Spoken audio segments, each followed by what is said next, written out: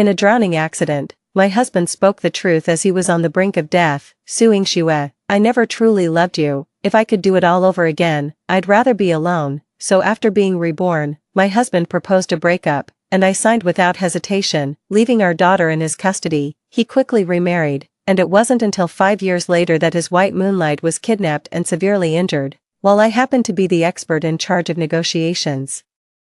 As I rushed to the outskirts of the kidnapping site, he blocked my path. What are you doing here? Do you think that just because Xiaonan's life is at stake, you can worm your way back into my life? The daughter beside me said disdainfully, don't you dare mess up saving my stepmother, you liar, get lost right now. It wasn't until the hostage was successfully rescued that the daughter reluctantly spoke to me. I understand that for the sake of my father and me, you'll do your best. My stepmother is traumatized and needs psychological counseling. My father and I allow you to come to our home to provide her with psychological treatment. I ignored her completely and took hold of my twin sons who came to pick me up. The actor ex-husband's face turned ashen in an instant, and his daughter lost control on the spot. You said you only had me, one baby, right? Where did these two little brats come from? The chief's call. Suwan. There's been a vicious kidnapping in the eastern city. The hostage is of special identity. Get here immediately. The car sped through the blockade, and from a distance, a cluster of flashing police lights and silhouettes came into view. From afar, a familiar voice reached his ears. It was his ex-husband, Gu Mingzhi, whom he hadn't seen in 5 years. If anything happens to my wife, I'll make all of you pay with your lives. He roared like a madman, his eyes bloodshot, his face contorted. If the negotiation experts don't show up soon, don't blame me for being rude. As long as the hostages are rescued, I will donate 10,000 police cars to the Public Security Bureau and directly reward the rescuers with 20 billion in cash. Beside Gu Mingzhi, our 7-year-old son Gu Xizha looked at me with undisguised disgust. Why do you keep haunting us? Are you trying to cling to my dad again? The malice in the childish voice made my heart skip a beat. Gu Mingzhi turned around, his gaze slicing through me like a knife. Suwan, who let you come? This doesn't concern you. Get lost and don't get in the way. I silently walked around him and headed toward the temporary command center. Gu Mingzhi's shout drew the attention of the police officers. The city bureau leader rushed anxiously to meet me at the entrance of the command center. Mr. Su, you're finally here. The hostage is Mr. Gu Mingzhi's wife, Yi Qing. The kidnappers are demanding 500 million in ransom. Before the words had even finished, Gu Mingzhi suddenly stepped in front of me. Suwan, don't think I don't know what you're scheming. He lowered his voice, trying to get close to me through this. Let me tell you, not a chance. All eyes turned to us in unison, and the air seemed to freeze. I took a deep breath. Mr. Gu, I am a crisis negotiation expert specially hired by the City Bureau, codenamed Nightingale. I am here on official business, a well-dressed middle-aged woman shrieked. A negotiation expert, her, Yi Qing's mother, her face contorted with rage, rushed towards me. Mingzhi, don't be fooled by her. I think she's up to no good, like a weasel paying a New Year's visit to a chicken. Chapter 2. Maybe it was her who leaked Qingqing's whereabouts. This kind of woman would do anything for revenge. I clenched my fists, my nails digging into my palms. Gustia quickly added, my dad's right. You're just trying to show off. He crossed his arms, his face full of disdain. I don't believe you're any expert. You can't even make me a decent breakfast. Memories of those days and nights spent caring for him when he was feverish, cooking nutritious meals for him, flashed through my mind. The unfamiliarity and disdain in my son's eyes sent a sharp pain through my heart. Time is of the essence. I pulled out my credentials. These are my professional qualifications. Please let me in immediately. The director tried to explain. Mr. Gu Suwan is indeed our special consultant, having successfully handled 17 crisis negotiations. Gu Mingzhi cut him off directly. Don't try to pull that stuff on me. He stepped closer to me. Disappear from my sight right now, or don't blame me for being rude. 2 bodyguards behind him took a threatening step forward. The police officers on the scene exchanged glances, none daring to speak, seeing the despair and distrust in the hostages' families, and the disgust in my ex-husband and son's eyes. A surge of anger shot straight to my head. I clenched my teeth and decided to play my last card. 2. The kidnapper's first call suddenly came through to the command center. Prepare 500 million in cash within 5 hours, or the hostage will be collecting a corpse. The kidnapper's voice was arrogant, leaving no room for negotiation. I gripped my pen tightly, my breath almost stopping. Gu Mingzhi's cold gaze swept over me. A contemptuous curl forming at the corner of his mouth, that look seemed to say, see, you can't do anything, as useless as ever. 5 years ago, when we signed the divorce papers, he looked down on me just like this. Su-won, what else can you do besides housework? He asked me back then. You're nothing but a burden to me. His eyes still held the same disdain, only now directed at a stranger instead of his wife. I quickly jotted down key information from the kidnapper's call. Analyzing their speech patterns and psychological state. What are you sneaking around writing? A hand suddenly reached out and snatched my notebook. Yi Qing's brother crumpled the paper in his hand, his eyes blazing with fury. Are you tipping off the kidnappers? The surrounding police officers exchanged glances, yet none spoke up to defend me. Give me back my notebook. Every second counts. I tried to stay calm. Gu Xizhi kicked stones at my feet. His 7-year-old face filled with the disdain taught by adults. Stop pretending. Auntie Yiqing is so nice. You must be jealous of her. That's why you wanted her to get hurt, isn't it? The words from my son cut like a knife, piercing the softest part of my heart. I once stayed up all night making kanji for him, reading bedtime stories. But now there's only estrangement and malice. Yi Qing's brother threw the notebook at me, scattering papers all over the floor. I crouched down and picked them up one by one, struggling to swallow the bitterness rising in my throat. Outside the command tent, I analyzed the call recordings alone and finally discovered the key clue. This isn't your average kidnapper, judging from the choice of words and negotiation tactics. The mastermind was likely someone with a background like a mercenary. Chapter 3. They are too professional, know how to avoid tracking, and are familiar with police procedures. The director's eyes sparkled with hope, and he immediately ordered a review of the relevant personnel files. Nonsense. Gu Mingzhi's words extinguished everyone's enthusiasm, judging the identity of the kidnapper based on a few words. Not a single word she says can be trusted. My professional judgment was completely dismissed by his casual remark. The officers withdrew their newly kindled trust, their eyes turning suspicious again. I stood in the corner, feeling the malice and doubt from all directions. I'm the most professional person here, yet I'm treated like a clown. Gu Mingzhi suddenly walked towards me and cornered me against the wall. Su-won, I order you to use your silver tongue to negotiate with the kidnappers. His voice was cold, his eyes glinting with threat.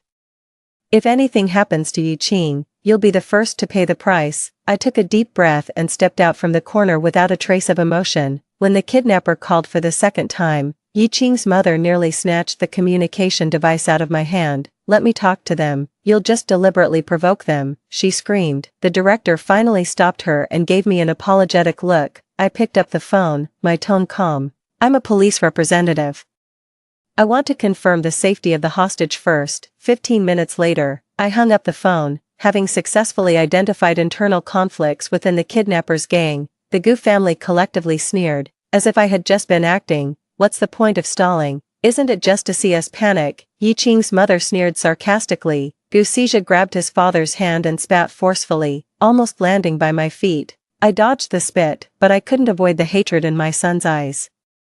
Auntie Yi Qing taught me to play the piano and sing. What can you do? You're not as good as her at anything. That's why Dad doesn't want you. Gu Mingzhi not only didn't stop him but also gently patted his son's head to show encouragement. I don't know what they fed their son, but it made a child so cruel to his own mother. At that moment, the kidnapper called for the third time, demanding that I answer alone. Gu Mingzhi sternly warned, if you dare to play tricks, I won't let you off. Amidst the doubting and malicious gazes of everyone, I picked up the phone and walked alone into the darkness. 3. The kidnapper's phone rang again. Mr. Gu must come in person with the money, and that female negotiator named Su-won must come too. Mr. Gu, your little sweetheart is delicate and can't handle rough treatment. The kidnapper's laughter was harsh. Mr. Su, our boss really appreciates your skills and would like to chat with you in person.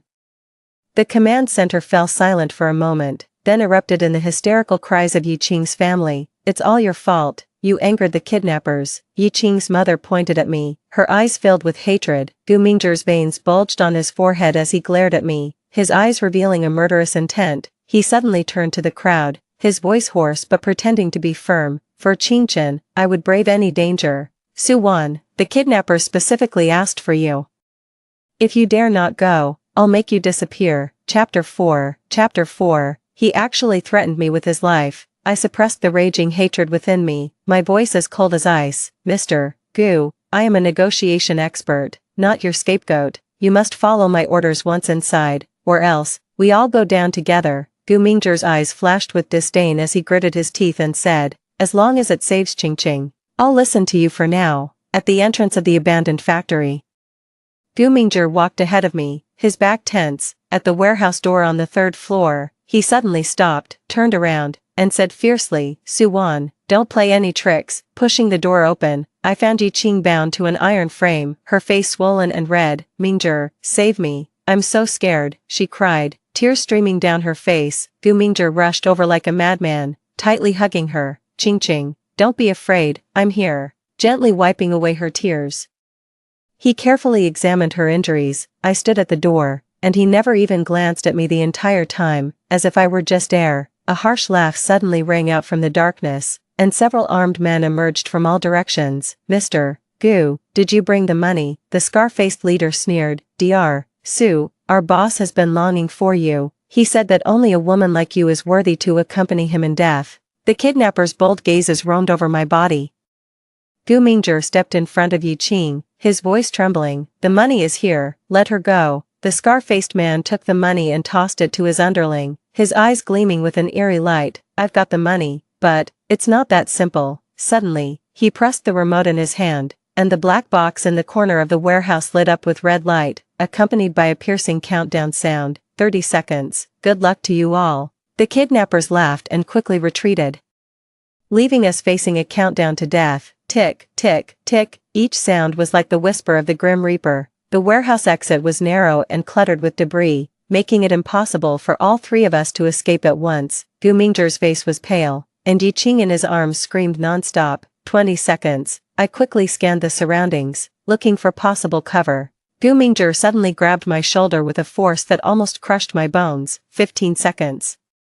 His eyes were no longer panicked, but a bone-chilling calm. Su Wan, his voice was low, revealing an eerie smile. 10 seconds. Haven't you always wanted to prove yourself? Sacrificing your life for Qingqing's is a worthy death. Time seemed to stand still. 5 seconds. Gu Mingzhi's eyes flashed with madness as he roared, Su Wan, die. With all his strength, he suddenly pushed me towards the bomb glowing with a deadly red light. 3 seconds. Holding Yi Qing, he used the force of pushing me to leap towards safety. 1 second. I was suspended in midair, seeing the coldness and determination in Gu Mingzhi's eyes. 0 seconds. The deafening explosion consumed everything. The massive shockwave hurled me through the air, my body feeling torn apart. The scorching blast hit me head-on. Consciousness began to fade. Chapter 5.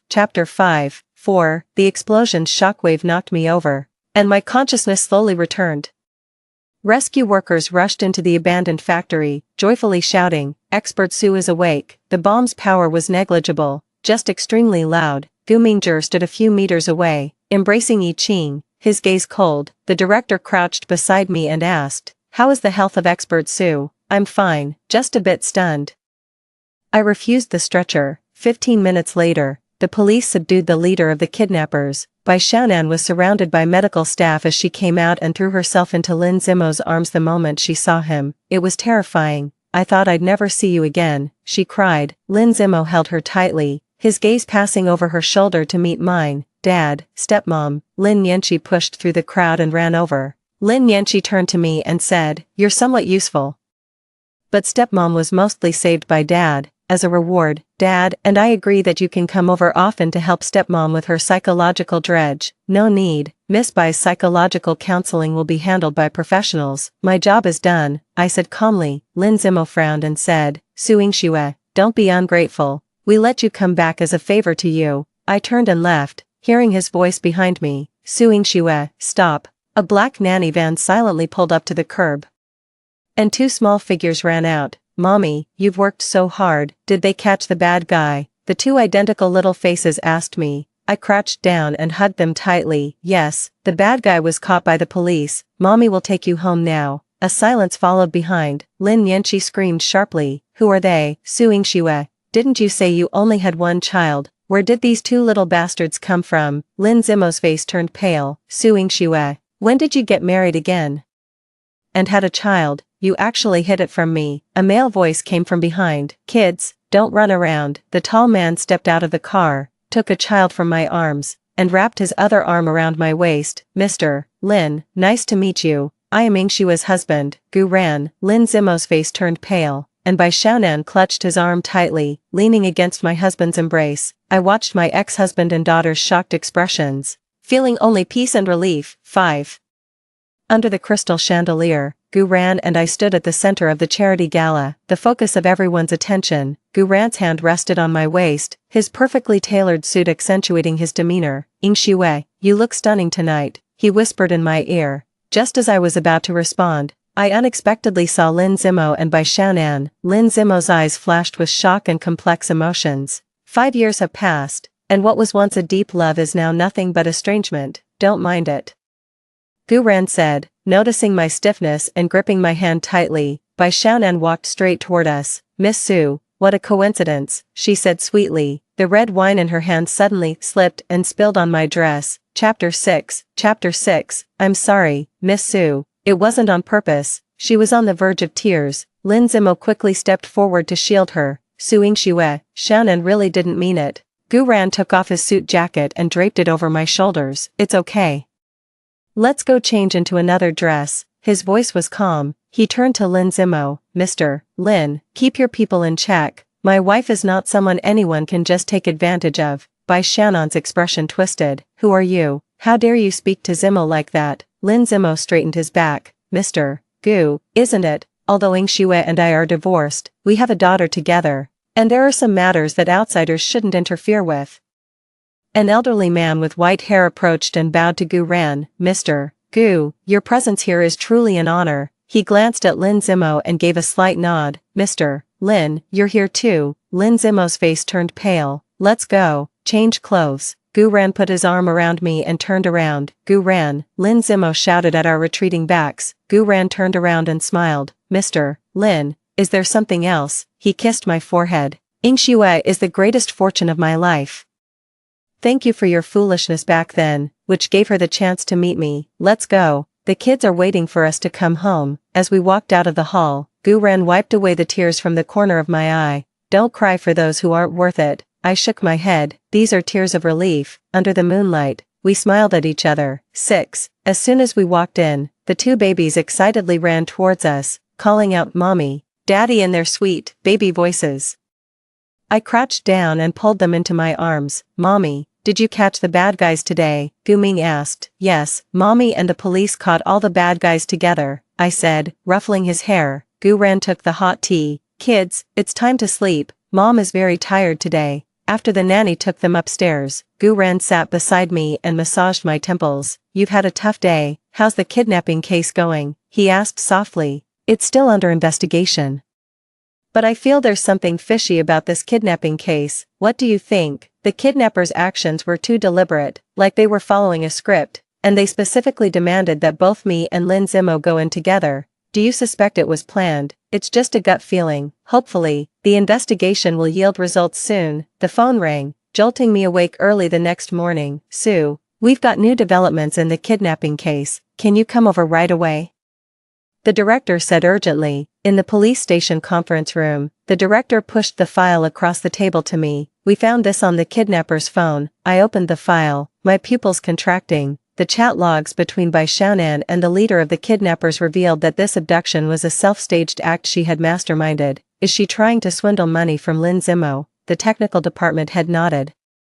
She knew Lin Zimo's company was struggling with its cash flow and wanted to use this to extort ransom money to settle the debts. No wonder the kidnappers were so professional yet didn't actually harm the hostage. "There's something even more serious." She explicitly mentioned taking the opportunity to eliminate Su Wan, saying you are the biggest obstacle between her and Lin Zimo. Chapter 7. Has Bai Xiaonan been arrested yet? Under investigation. We are also looking into Lin Zimo's involvement. As I walked out of the police station, my phone kept vibrating with calls from Lin Zimo. The police suddenly stormed into my house and took Xiaonan away. "Are you behind this, aren't you?" he roared. "Lin Zimo, the police have all the evidence of Bai Xiaonan's involvement in the kidnapping. You'd better hope you're not an accomplice." "Impossible. How could Xiaonan do something like this? Someone must be framing her." "Then please explain. Why did the kidnappers know we would go together? Why did you push me into danger before the bomb exploded? I was in a panic at the time. The first reaction in a moment of panic is what truly reveals a person's nature. Lin Zimo. Bai Xiaonan was just arrested, but you might be facing charges of attempted murder. 7. Hanging up the phone. I felt a mix of emotions. 5 years have passed since that divorce, and today I finally saw the true face of this man. Just as I was about to leave, a familiar figure blocked my path. Mom. Lin Nianqi stood in front of me, her eyes swollen. Is little mom really taken away? I looked at the girl. Nianqi, this is an adult matter, you don't need to worry. Did you frame her? She looked up. You're just jealous that dad has a new love, and you want to destroy our family. I took a deep breath. Nianqi, you're 12 years old now, and you should understand right from wrong. Aunt Bai did something illegal and must face the consequences. I don't believe it. She's been so good to me. She can't be a bad person. You're the bad one. Over the years, Lin Zimo and Bai Xiaonan have instilled so much prejudice in her. Nianqi, no matter what you think, Mom will always love you. When you grow up a bit more, you'll understand the truth. In the evening, Bai Xiaonan was officially arrested. Lin Zimo was also taken away by the police for assistance in the investigation. Gu Ran brought over a cup of hot tea. I heard Lin Zimo was taken away too. Yeah, the police are investigating whether he was involved in the planning. He claims he was unaware, but his behavior at the factory was too suspicious. Gu Ran gently put his arm around my shoulder. No matter the outcome, this is no longer your burden. I'm worried about Nianqi, she's too young to handle such a blow. If Lin Zimo is guilty, we can apply for custody. I shook my head. You don't understand Nianqi, she hates me. In her eyes, I'm the bad mother who abandoned her. Time will tell. 3 days later, Lin Zimo appeared at my doorstep. Suing Xue, let's talk. I gestured coldly for him to come in. What is it? I've come to apologize. The police have figured it out. Bai Xiaonan indeed masterminded all of this. She not only wanted to swindle money but also wanted to kill you. Did she confess? Yes, she said the company was on the verge of bankruptcy and needed money to stay afloat. Plus, she's always been jealous of you, fearing you might come back to compete for Nianqi and me. What about you? Were you an accomplice? I had no idea, but the police found out the company really was facing bankruptcy, and since I pushed you towards the bomb, they suspect I was an accomplice. I sneered. So you've come to ask me to testify. Chapter 8. Ing Su. He knelt down. I know I'm not worthy, but please believe me, I truly had no idea. For the sake of Nianqi, help me. I will truthfully state what I have seen and heard. Whether you are innocent or not is for the law to decide. Lin Zimo grabbed my hand. Ing Xue, I was wrong all these years. I regret it. I shouldn't have left you and Nianqi for Bai Xiaonan. I pulled my hand back. Lin Zimo, 5 years ago you said that if you could do it over, you'd rather be alone. Now, you've got your wish. After seeing Lin Zimo off, I stood by the window. The phone rang. It was the director, Expert Su. Bai Xiaonan has confessed everything. Lin Zimo was indeed unaware, but he still remains a suspect. 8. Lin Zimo refuses to give up. The phone rang every night at dawn. Suing Xue, let's talk. I hung up and blocked the number. He then sent an email talking about misunderstanding and reconciliation. I only replied, it's all in the past, may we both be well. I took the twins to the park on the weekend and saw him by the flower bed. I took the kids and turned to leave. Ing Xue, he caught up. The children hid behind me. Go away. Don't scare the kids. Give me a chance. I was wrong. Was it wrong to abandon your wife and daughter? Or was it wrong to see me doing better than you? Mrs. Gu, I'm sorry to disturb you. He set down the gift box and left. I comforted my son. Mom's fine. Keep playing. On Monday. I went to the hospital and opened the door to find the room filled with roses. My colleagues teased, someone's really going all out to chase you. Huh. I gave the flowers to the patient. He waited for me at the door after work. Ing Xue, can we talk? Gu Ran is coming to pick me up soon. I've cut ties with Xiaonan Bai, so I want to start over. Do you think the world revolves around you? We're no longer the same kind of people. Is it because of Gu Ran? It's because I'm happy. And it has nothing to do with you. Nianqi misses you very much. She has a father and a stepmother. That's enough. Nianqi doesn't want a new mom, only you. What did you say 5 years ago? The child will forget you. I was bewitched. Please leave. That evening, Nianqi called. Mom, Nianqi, how are you? Why don't you want me? Mom never wanted to leave you. It was your dad who wanted to take you away. Why didn't you fight for it? Why did you agree?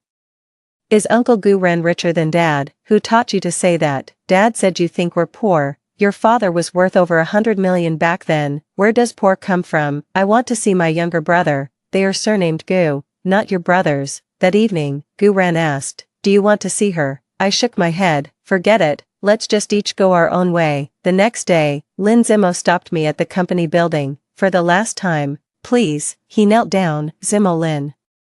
Don't do this. I can't live without you. Chapter 9. By Xiaonan appeared around the corner, pushing a wheelchair. I pulled my hand back. Please don't show up in front of me again. If you keep harassing me, I'll apply for a restraining order. We've both moved on long ago. 9. By Xiaonan sat in the defendant's seat, her face pale. The prosecutor read the charges. Defendant By Xiaonan is accused of intentional injury, fraud, kidnapping, and other serious offenses. With solid evidence and severe circumstances, Lin Zimo stared ahead, as if aging 10 years overnight. The defendant not only masterminded and staged his own kidnapping to extort 500 million in ransom, but also intended to murder Ms. Su Wan. By Xiaonan suddenly screamed, it's all Lin Zimo's fault. He knew the company was on the verge of bankruptcy, yet he spent his days indulging in debauchery. He instructed me to do this. He knew everything. He hated suing Xue. He wanted her dead. The courtroom erupted in commotion, and Lin Zimo turned pale. By Xiaonan turned to me, you think you've won. Lin Zimo never loved me, and he never loved you. He only loves himself. I sat quietly in the gallery, and Gu-ren held my hand tightly. The verdict was read. By Xiaonan was found guilty of multiple crimes and sentenced to 15 years in prison. As I left the courtroom, Lin Zimo stopped me. Ing Xue, I really didn't know. Enough, Zimo Lin, the court acquitted you. But we all know you saw By Xiaonan's abnormalities early on. You abandoned me back then, and now you're reaping what you sowed. I've let go of the past, and you should face reality too. Zimo Lin suddenly knelt down and cried. The company went bankrupt, creditors are at the door, and Nianqi weeps every day. I beg you, help me. Gu-ren coldly interrupted. Mr. Lin, a man must take responsibility. The consequences of your own actions, you must face them on your knees. We turned and left, with Lin Zimo's wails echoing behind us. On the way home, Gu-ren asked, did everything go okay just now? I smiled, it's fine. It's just someone else's story now. As we opened the door, the twins came rushing over. The phone rang. It was Nianqi's homeroom teacher, Ms. Su. Nianqi hasn't been to school for 3 days, and we can't reach Mr. Lin. Gu-ren looked at me. Should we go check on her? I bit my lip and said, let's go. No matter what, she's still my daughter. Lin Zimo's apartment door was locked, and no one answered after we rang the doorbell multiple times. The security guard said, Mr. Lin was surrounded by creditors last night. It said that he escaped. The little girl seems to still be at home.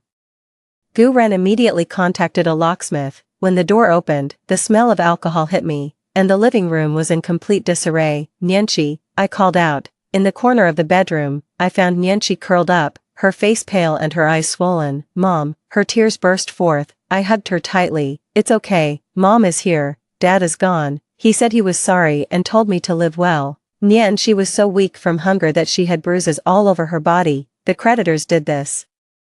They said my dad owes a lot of money. Gu-ren immediately called, send someone to find Lin Zimo right away, focusing on all possible suicide locations. Chapter 10. Don't be afraid, we'll find your dad. Now, would you like to come home with us first? They say Dad embezzled company funds, and the police are looking for him. On the way home, Nianqi fell asleep on my shoulder. The twins quickly shared their toys and snacks when they saw Nianqi. Sister, this is my favorite teddy bear. Gu Ming handed a stuffed toy to Nianqi. Nianqi smiled, tears streaming down her face. That evening, the police reported that Lin Zimo was found in a hotel having overdosed on medication. He was rushed to the hospital and is now out of danger. Why would he rather die than live properly and stay with me? Nianqi murmured to herself. I hugged her. Some people don't know how to cherish, but you always have me, Uncle Gu, and your 2 brothers. Nianqi threw herself into my arms. Mom, I'm sorry. I hated you so much, but I didn't know you were suffering too. It's okay, Mom never blamed you. That night, we decided that no matter what happened, we would give Nianqi a home. 10. Lin Zimo woke up in the hospital and saw me first. Why are you here? He asked weakly. Nianqi needs to know her father is still alive. I replied calmly, alive? I have lost everything. My company went bankrupt, I'm deep in debt, my reputation is ruined.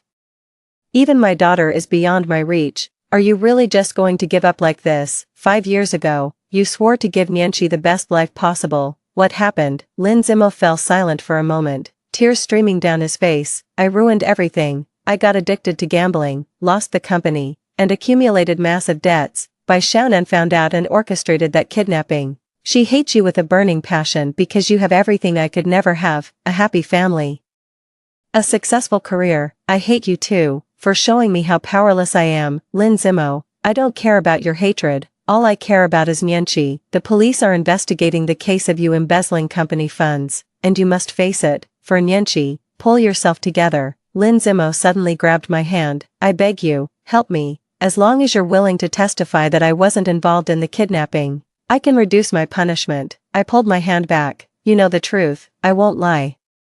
As I left the ward, the police were already waiting outside. Lin Zimo, in an attempt to clear his name, cooperated with the investigation and revealed more insider information. His relationship with Bai Xiaonan began with a deception. Lin Zimo was addicted to gambling, losing most of the company's assets, and embezzled funds to cover the shortfall. After learning about it, Bai Xiaonan threatened him, demanding his cooperation in planning a kidnapping. So, you were indeed aware of the kidnapping plot? The prosecutor asked. Lin Zimo finally nodded and confessed. The court ruled 5 years of imprisonment, suspended sentence, and full compensation to the company's investors. Nianqi cried when she heard the news. Why did he deceive me like this? For so many years, people sometimes lose their way, but what matters is whether they can find the right direction again, I said, holding her. Lin Zimo came to my house after being released, just to see Nianqi one last time. Chapter 11. Chapter 11. Dad is leaving.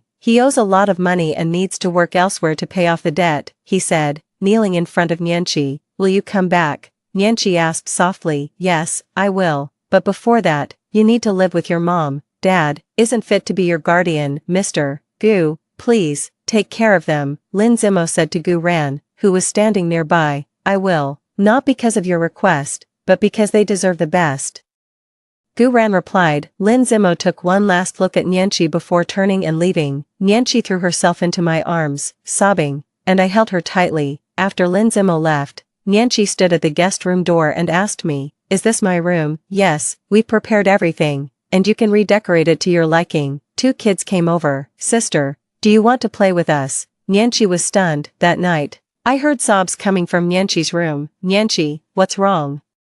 I entered the room and gently stroked her hair. I had a nightmare where Dad and my stepmom left me behind. Mom is here, and I won't leave you. Why do they all leave me? Is it because I'm not good enough? No, sweetheart, it's not your fault. Some adult mistakes shouldn't be borne by a child. Did Dad really get involved in that kidnapping plan? Yes, but he paid the price for it. I thought he was the best dad in the world. I even hated you because of what he said. That's all in the past. What matters now is that we're together as a family. The next day, Nianqi actively offered to help with housework. Uncle Gu, can I play chess with you? She asked Gu Ran. Of course, I've heard you're very smart. Dad never played chess with me. He said girls don't need to learn these things. In my eyes, a girl can learn anything she wants. Whatever you want to learn, your mom and I will support you. At school, Nianqi told me after school. Mom, I want to transfer schools. No, sweetheart, running away won't solve the problem. Let's face it together. Gu Ran went to the school personally and worked with the principal to develop measures to prevent school bullying. Nianqi, remember, you never have to apologize for someone else's mistakes. Who you are depends on your own choices, Gu Ran told her. That night, Nianqi hugged Gu Ran for the first time on her own initiative. Thank you, Uncle Gu. Gradually, Nianqi began to smile, play with the twins, and help me with housework. One evening, I overheard her on the phone. Dad, I'm doing well at Mom's place. When will you come to see me? After hanging up the phone, her shoulders trembled slightly. He said he's very busy and might not be able to come back for a while. She whispered as she saw me enter. No matter what, we're here, waiting for you, I said, sitting beside her. Mom, I think I finally understand something, she said, leaning on my shoulder. Story 2, the 10th time I felt the school prince's ominous gaze. I saw the bullet screen. The male lead travels back to 10 years ago and finds that his wife is still someone else's girlfriend. The sky has fallen. After years of secret admiration, finally catching the wife, and now it's time to start over. Lin Mo's baby now has a boyfriend, the male lead can only endure it. I feel that this old man won't be able to endure it as he did at 19, sure enough, the next second my phone received an anonymous message, "Hello, can you break up, or, do you mind having one more boyfriend? I promise, before you break up, I will behave and stay hidden." 1. Just as the elective class bell rang, while I was packing my books, a boy from my class in the back suddenly poked my back gently with a pen.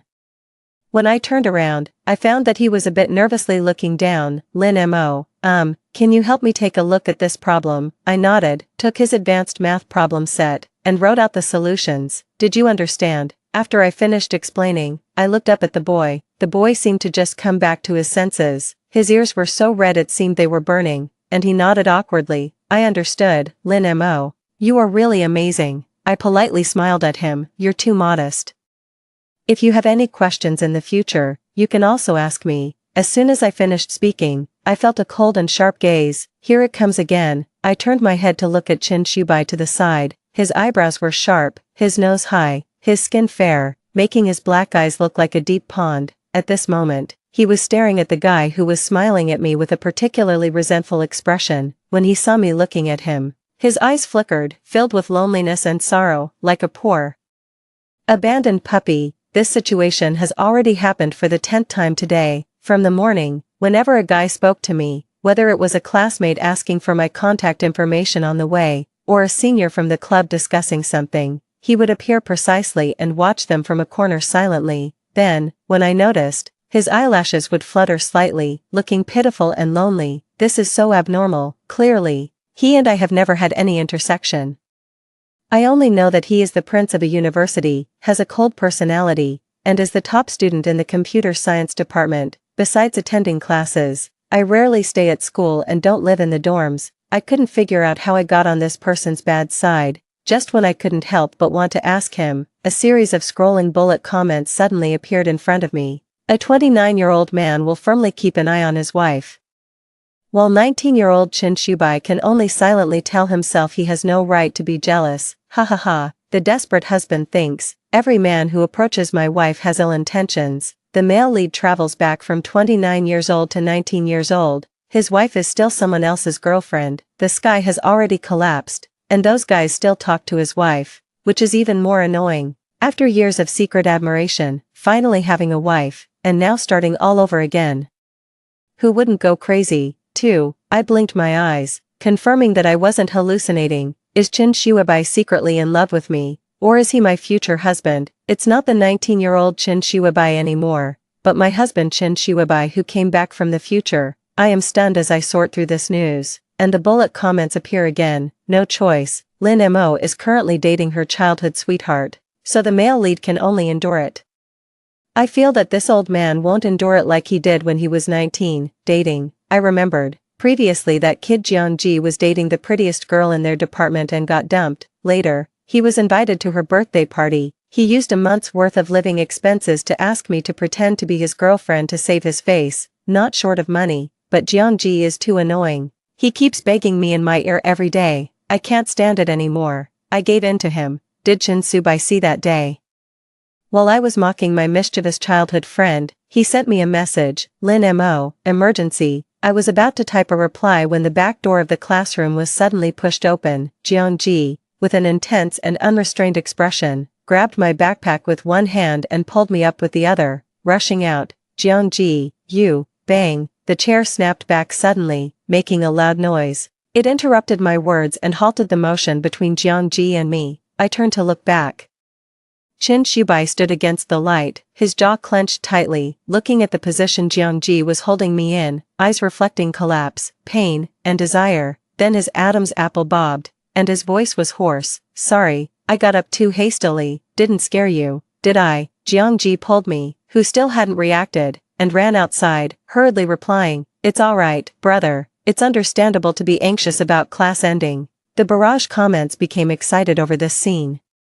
I really can't hold back anymore. What excellence in studies, what moral bottom line, what gradual approach. To hell with all that. I want my wife. Medicine, medicine. This desperate husband is really going crazy. Mousy, don't leave, Mousy. I recalled the scene just now. It feels like this time, Chin Shubai really has become a desperate husband abandoned by his wife. 3. Lin Mo. Good Lin Mo. The goddess with beautiful looks and a kind heart. Do you have no classes later? There's a gathering later. Meng Yao will also be there, and she will bring her boyfriend too. Come with me. Outside the school, Jiangji leaned against his flashy new sports car, clasped his hands in a bow to me. Jiangji, you really are sick, stop acting. Acting in this play is wasting my chances with girls. I thought of Chin Shubai, glanced at him briefly, and coldly refused. Jiangji paused for a moment, looking at me with some excitement. Peach Blossom, haven't you always been indifferent to this? What's going on? Do you have someone you like? What does that have to do with you? You're allowed to date, but I'm not. I shot him a sideways glance. TCH, if you're not going to help, then don't. Tomorrow I'll just get a new one. I'm so handsome, after all. As for you, be careful not to be deceived. Do you want me to show some kindness and help you out? And hey, when we graduate, let's go abroad, in a foreign country. Don't you dare ask me to take care of you. Jiangji has sharp eyebrows and eyes. Speaking in an unusual tone, I kicked the tire of his beloved car, forcing a smile that didn't reach my eyes. First, you need to fix your terrible sense of direction. Who's going to take care of whom? As we spoke, the bullet screen reappeared. What the heck? Is the girl just pretending to be in love? Is this an act? Ha ha ha. Chin Shubai was more down to earth during the day, having a crush in high school, then a crush in college, until the girl came back from abroad, and they met at a banquet. Only then did he dare to get close to the female lead through company cooperation. This is what happens when you don't have the courage to speak up. If only he had bravely asked the girl back then. After all, at 19, Chin Shubai had nothing. Lin Mo and Jiangji were childhood sweethearts, a perfect match socially. It looks like he became a big boss later but probably still never dared to ask. Of course he didn't dare to ask, since back then the female lead had approached him for a marriage alliance, which was also about a strong partnership. He always thought it was a marriage of convenience, and later quietly transferred most of his assets to the female lead's name, just as I was seriously looking at the scrolling text. My phone suddenly vibrated, and an anonymous message appeared on the screen. Hello, can you please break up? I was stunned for a moment, and before I could react, a new message came in. Or do you mind having another boyfriend? I promise, before you break up, I will hide it well. My fingertips lingered on the screen, editing 3 words, Chin Shubai. Just as I was hesitating whether to send it, Jiangji suddenly leaned in. Who is it? The peach blossom you have your eye on. I trembled and hit send. My forehead twitched. I pressed the phone off and looked darkly at Jiangji. What's wrong? Are you treating it like a treasure? Jiangji snorted from his nose, opened the car door with a cold face. Are you sending me back? No need. Qin Ran has asked me to go shopping. You can go by yourself. Hearing Qin Ran's name, Jiangji got into the car decisively, causing a roar. 4. Where is that kid Jiangji? This young lady has been back for so many days, and he hasn't come to see me. Qin Ran brushed her thick, flaxen curls, her beautiful face showing displeasure. I sat on the sofa, casually watching the models showcasing this season's new products, explaining to this childhood friend who grew up with me and Jiangji. He said when you came back last time, you dragged him to be your model for practice, scolding him while shooting, which left him with a shadow. Qin Ran's lips curled coldly upwards. Don't worry. I don't look at him anymore. A few days ago, I passed by a repair shop and saw a gem there. In a moment, I'll take you on my bike to have a look. I want him to practice on me. A gem. The face of Chin Shubai flashed through my mind. I took out my phone and tapped the screen lightly. No messages. I slightly raised my eyebrows. In the evening, after thoroughly browsing, Miss Qin rode her new bike and took me to that repair shop. The boss came forward with bright eyes. Before he could speak, Qin Ran pointed to a man not far away. Let him come. The man looked up, his expression showing disdain and indifference, but he was slightly taken aback when he saw me. I looked at Chin Shubai, who wore a black tank top, had broad shoulders and a slim waist, and whose arms were smooth and powerful, with a slight curve at the corner of my mouth. How about it? Isn't he a masterpiece? 3 quarts and 5 eyes, a golden ratio, absolutely photogenic. Qin Ran's eyes were filled with enthusiasm for the work. Yeah, a masterpiece indeed, I replied softly while looking at the gradually approaching Chin Shubai. 5. Chin Shubai's distinctly boned hand, wearing gloves, slid over every part of the car. The inspection was very thorough. Hey handsome, what's your name? Do you work here? How much do you earn? Are you interested in a relaxing, high-paying job? Chin Ran hugged me, enthusiastically like a con artist. Chinsu didn't lift his head, but still politely responded, speaking briefly, Chinsu bye. I come over occasionally to help a friend, not very interested. Chin Ran pouted, glanced at the lit-up phone, and walked aside disinterestedly to answer the call. My gaze fell on Chinsu bai's broad back, and I looked at him freely. Chinsu bai's movement paused slightly, then he got up and took off his gloves. There's nothing wrong with your friend's car. I stared at him and said slowly, is that all you want to say to me? Chinsu bai's eyes flickered, and his Adam's apple rolled. I waited patiently for him. When the gloves were almost deformed from being squeezed, he finally spoke, just now. He only said 2 words before stopping again. Following his gaze, I saw Chin Ran approaching with a face full of sorrow. She annoyedly threw the car keys into my arms. IMO, my mom came to check on me. Can you help me ride the bike back? I'll come pick it up later. Chin Ran's mother strictly prohibited her from riding the bike, even stopping her card for that reason.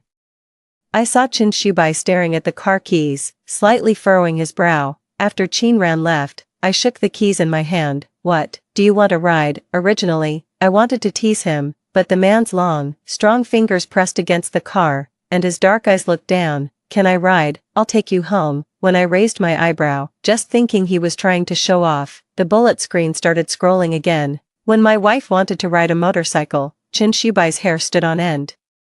Chin Shubai probably will never forget that time when the girl graduated from high school, rode a bike with friends, and had an accident that sent her to the hospital. At that time, I went to the hospital every day, watching the girl from a distance through the door. I thought for a while, and indeed this incident happened. It seems what the bullet screen said is true. I handed another helmet to Chin Shubai and winked at him. Sure. Then I watched Chin Shubai, who was organizing his helmet in front of me. I leaned in and wrapped my arms around his waist. His hand suddenly froze, and all his muscles tensed up. It feels like extreme restraint, yet like a hidden excitement. 6. Chin Shubai rides his bike steadily. The speed is not particularly fast, so, by the time we got to my house, we both had gotten a little wet from the rain. I stood in the elevator and pressed the button for my floor, watching Chin Shubai standing outside, his outline sharp, his hair a bit messy from taking off the helmet, a cold demeanor revealing a hint of swagger that didn't belong to him. The slightly damp tank top clung loosely to my body, the outline of my abs barely visible. As we locked eyes, the elevator door slowly closed. I casually opened my mouth and said, Chin Shubai, do you want to come up and wait for the rain to stop? The surroundings were quiet, with no response. Suddenly, bang, at the moment the elevator door closed, a clean and strong hand suddenly grasped the door frame. Trembling slightly, Chin Shubai's pitch-black eyes were swirling with intense emotions. His ears, however, were slightly red. I smiled and stepped aside to give him some space. After entering the house, I turned on the light and said to the person behind me, Are you going to take a shower, or just wipe off with a towel? Glancing outside, I saw that this sudden downpour was likely to continue for a while. A towel will do. Chin Shubai stood at the entrance, not stepping into my territory, as if restraining himself from crossing a certain line. Like a polite gentleman, I looked at him, smiling. Did you have that same expression when you sent me those messages? You dare to come home with me, but you don't dare to undress in front of me.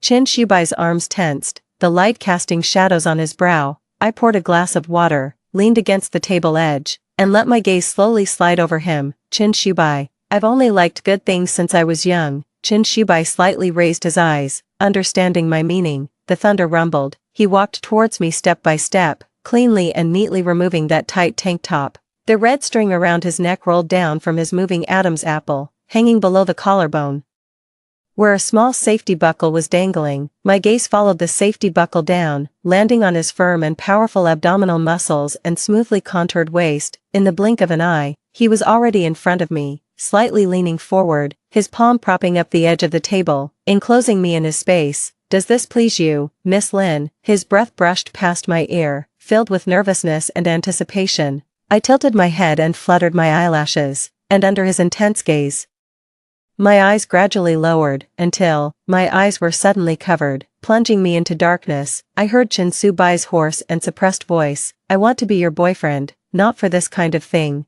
Then, he hurriedly and nervously ran towards the bathroom. 7. When Chin Subai came out, I had already finished washing in another bathroom. You took a long time, Chin-su-bai. I stood by the table drinking water, looking at the man with his upper body exposed, his wet hair casually pushed back. His eyes slightly dropped. He bent down and picked me up with one hand, placing me on the sofa, and put the slippers back on my feet. Why does this person have no body heat at all? As I was thinking, I saw Chin-su-bai staring intently at my collarbone, and his hand holding my ankle was also a bit unsteady. What's wrong? I looked at him and asked. After a moment of rising and falling chest, his emotions returned to calm. It's okay. Are you hungry? Not hungry. There's watermelon in the fridge. Take it and eat. I curled up on the sofa and changed to a more comfortable position. Chin-su-bai took a cushion from the side, placed it behind me, and then went to the kitchen. I watched his silent back, and remembered his eyes just now, like a discarded dog that had lost its master's affection. In confusion, the chat messages appeared again. Is Chin-su-bai an idiot? Can't he see that it's a scratch? Haha. The person involved can't see the forest for the trees. Chin-su-bai. It doesn't matter.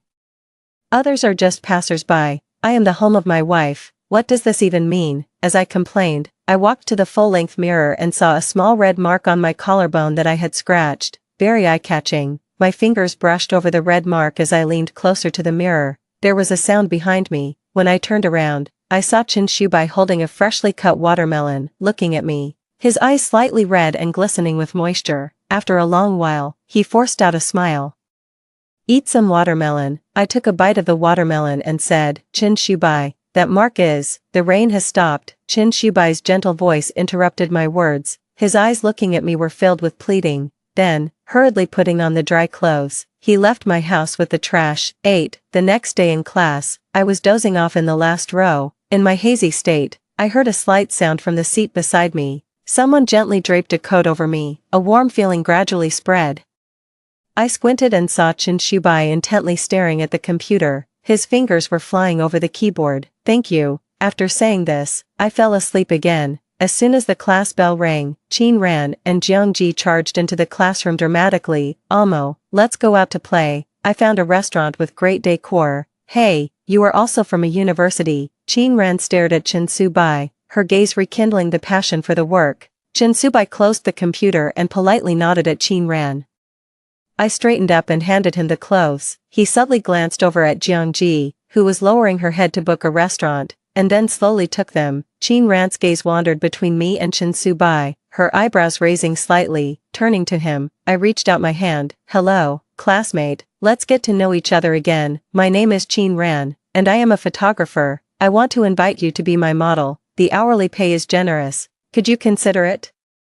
Chin-su-bai courteously shook half a hand. Sorry, I have other things to attend to. Then I grabbed my computer and stood up to walk out. Chin-ran sighed and reached towards my face. Mo, you promised me before that you would be my model. Sigh, I still want to take a couple photo set with you, but I can't find a male model. It's frustrating. I twitched the corner of my mouth. When did I agree to be a model for her? Jeong-ji finally booked the spot, and immediately got interested upon hearing this. What's so hard to find? I am a ready-made model, aren't I? Me and Amo. With these looks, we're a perfect match. Chin-ran and I simultaneously rolled our eyes. Just about to speak, an ominous shadow enveloped me. It was Chin-su-bai who had come and gone. He pursed his lips and looked at Chin-ran. Is this a current settlement? Chin-ran narrowed her fox-like eyes, revealing a smirk of triumph. Of course. 9. Chin-su-bai. Is Lin-mo toxic? Why are you keeping such a distance from her? Get closer. Lin-mo, put your hand around his neck. I'm taking couple photos, not ID photos. Chin-ran held the camera in one hand and pointed at me and Chin-su-bai with the other. I reached out, wrapped my hand around the man's neck, and pulled him down so that our noses were just a few centimeters apart, lowering my voice. High hourly rate and cash on the spot, yet you're so unprofessional. Chin-su-bai knelt in front of me, his hand gripping my ankle, applying slight pressure. It's not about the money. I lightly ohayed, casually glanced at Jeong-ji who was standing nearby with a cold face, and said with a sigh, Chin-su-bai. Your hand is a bit shaky. Are you afraid of Jeong-ji? My tone lingered, deliberately teasing. I felt the strength on my ankle suddenly increase, then gently relaxed, filled with a reluctant tenderness that didn't want to hurt me. Amo, Chin-su-bai, change your posture. During the standoff, Chin-ran gestured to us with the camera. Chin-su-bai moved behind me, wrapping his arms around my waist from behind, pulling me into his embrace with his chin resting on my shoulder.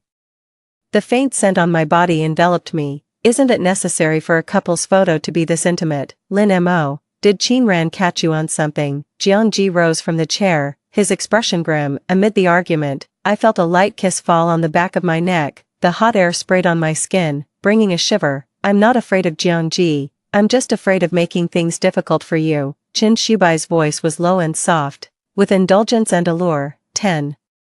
After shooting 3 sets of clothes, it was already afternoon. Wrap up, you've worked hard, I treat you to dinner, the one we booked with Jiang-ji. Chin-ran put away her camera, her eyes bright and animated. It's a thankless task. Unable to recognize a good person's heart, Jiang-ji walked behind us, resentfully delivering an idiom to each of us. Then I turned around and cursed while calling the restaurant to confirm the menu. Qin Shubai likes you. Chin-ran lightly brushed her hair and squinted at the tightly closed door of the changing room. I know, I smiled at her. Chin-ran turned and looked at me for a while, and then knowingly shrugged. You are interested in him? Yes, I am interested, but it's not to the point of liking. I raised my eyebrows, remained silent, and glanced at the time on my phone. I'm leaving first. Where are you going? Aren't you going to eat? It's the end of the month today. I shook my phone to distract Chin-ran. Every month at the end of the month, returning to the old Lin family house for a meal and completing a decent family performance is an unspoken rule in our family. 11. At the dining table, the servants served the dishes and poured the wine in an orderly manner, moving without a sound and showing no expression on their faces. This loveless old Lin family house feels even colder. I looked towards the serious grandfather in the main seat and my parents who were emotionally distant beside me.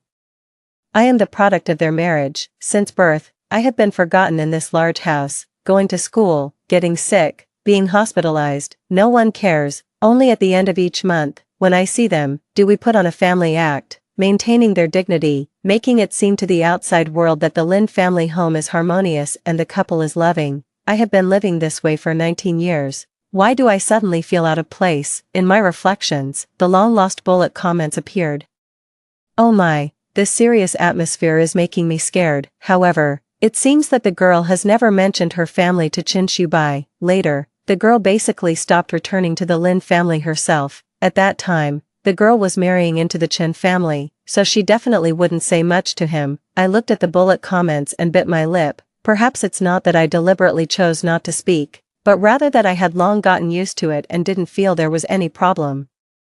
I took out my phone and found Qin Shubai's profile picture. Looking at the blank chat interface, I typed 3 words and sent them. What are you doing? The reply came back quickly. I'm doing homework. A picture was attached afterward. A large hand was hidden on the computer keyboard, with prominent veins on the back of the hand. It reminded me of the scene when he checked the car, inch by inch, sliding over it. My eyelashes fluttered, and I clicked the screen. I'm hungry.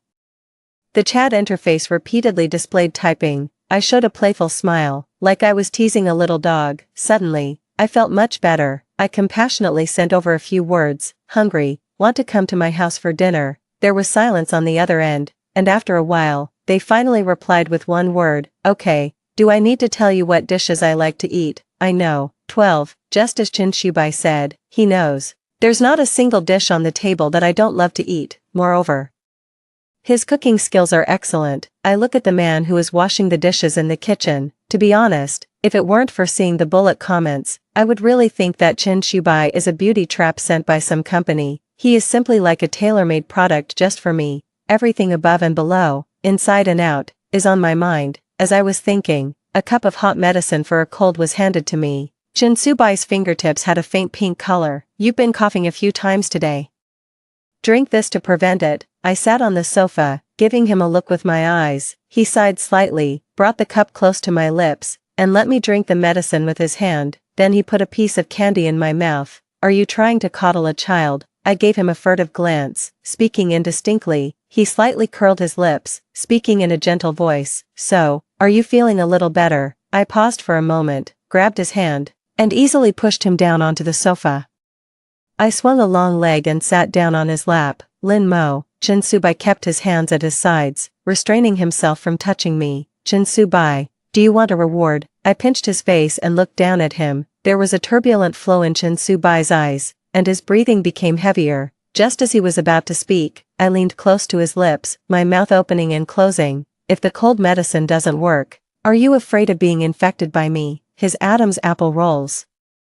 His gaze like a beast, as if he wants to swallow me whole. In the next moment, my waist was suddenly gripped, our lips pressed tightly together, enveloping, entangling, completely possessing. I could feel his breath, an unusual tingling sensation spreading throughout my body. Chin Shuabai's palm tightened repeatedly around my waist. I couldn't help but let out a soft moan. Chin Shuabai suddenly relaxed his grip a little. Breathing against my neck, I licked my slightly numb lips.